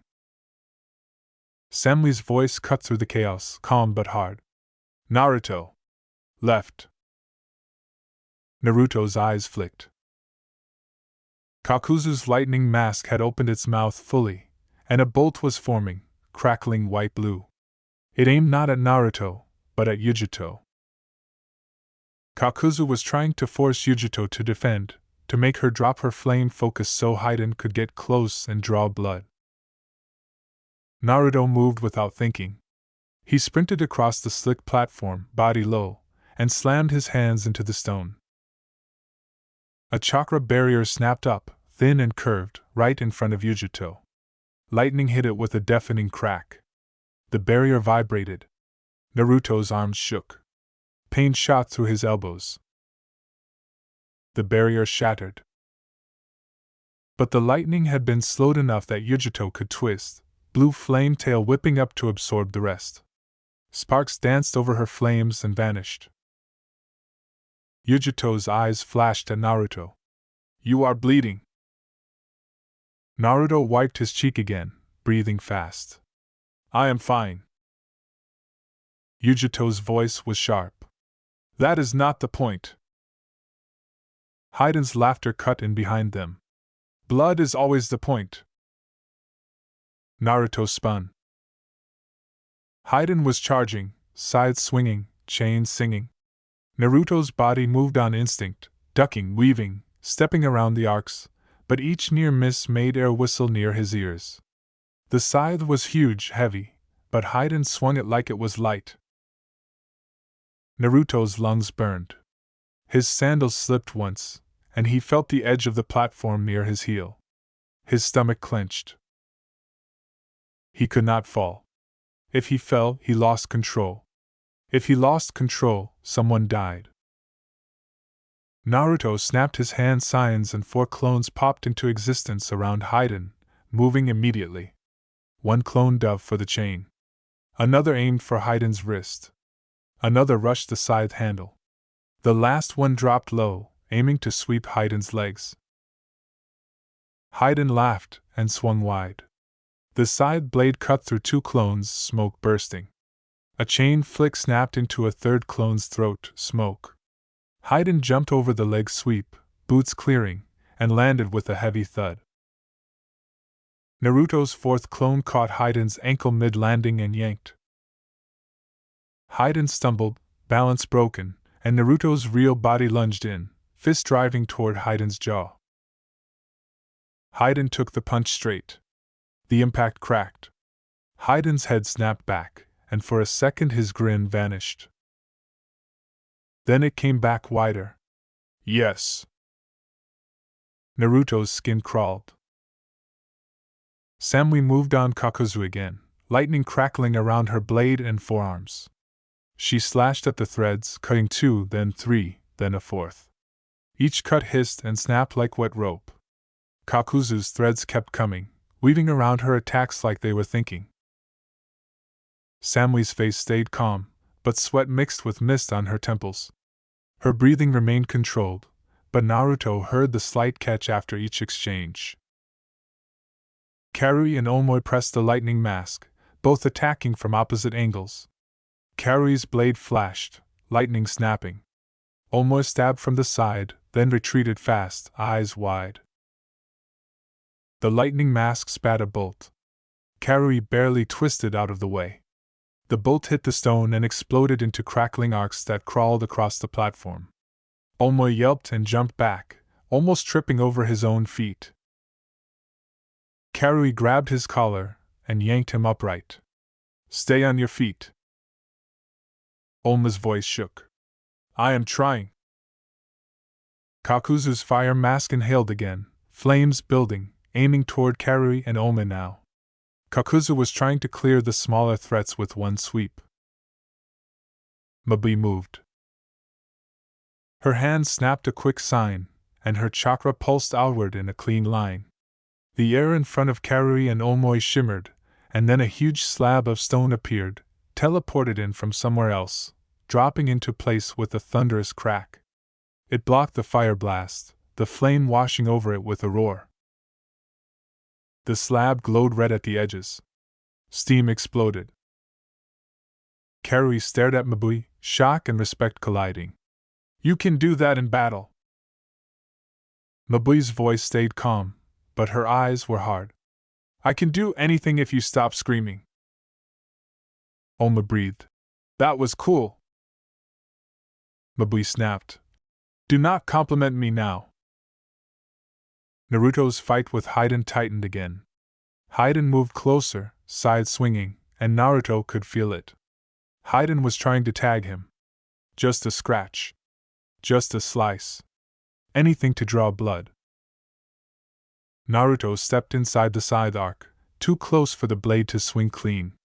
He grabbed the scythe handle with both hands. The metal was slick with rain and heat.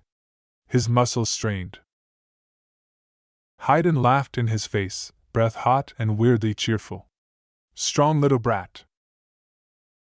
Naruto grunted, teeth clenched. Not little. Hayden's elbow snapped toward Naruto's ribs. Naruto barely twisted, the elbow glancing his side with a dull thud that made his stomach flip. Pain bloomed. Naruto's breath hitched. Hayden used the moment to pull the handle, trying to yank Naruto off balance and drag the blade into him. Naruto let go and jumped back, then slammed his palm down, chakra surging. A ceiling array flared under Hayden's feet again, brighter this time, more complex. Lines lit up, forming a circle that hummed. Hayden froze for a heartbeat, then looked down and laughed. You are drawing circles too. I love circles. Naruto's stomach dropped.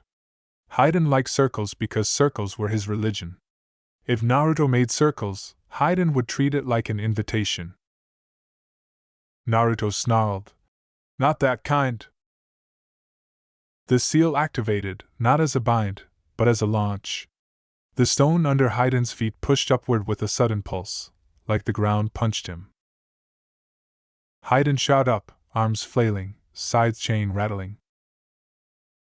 Naruto snapped his hand and a clone appeared mid-air above Hayden, grabbing his scythe and wrenching it away. Hayden screamed in delight.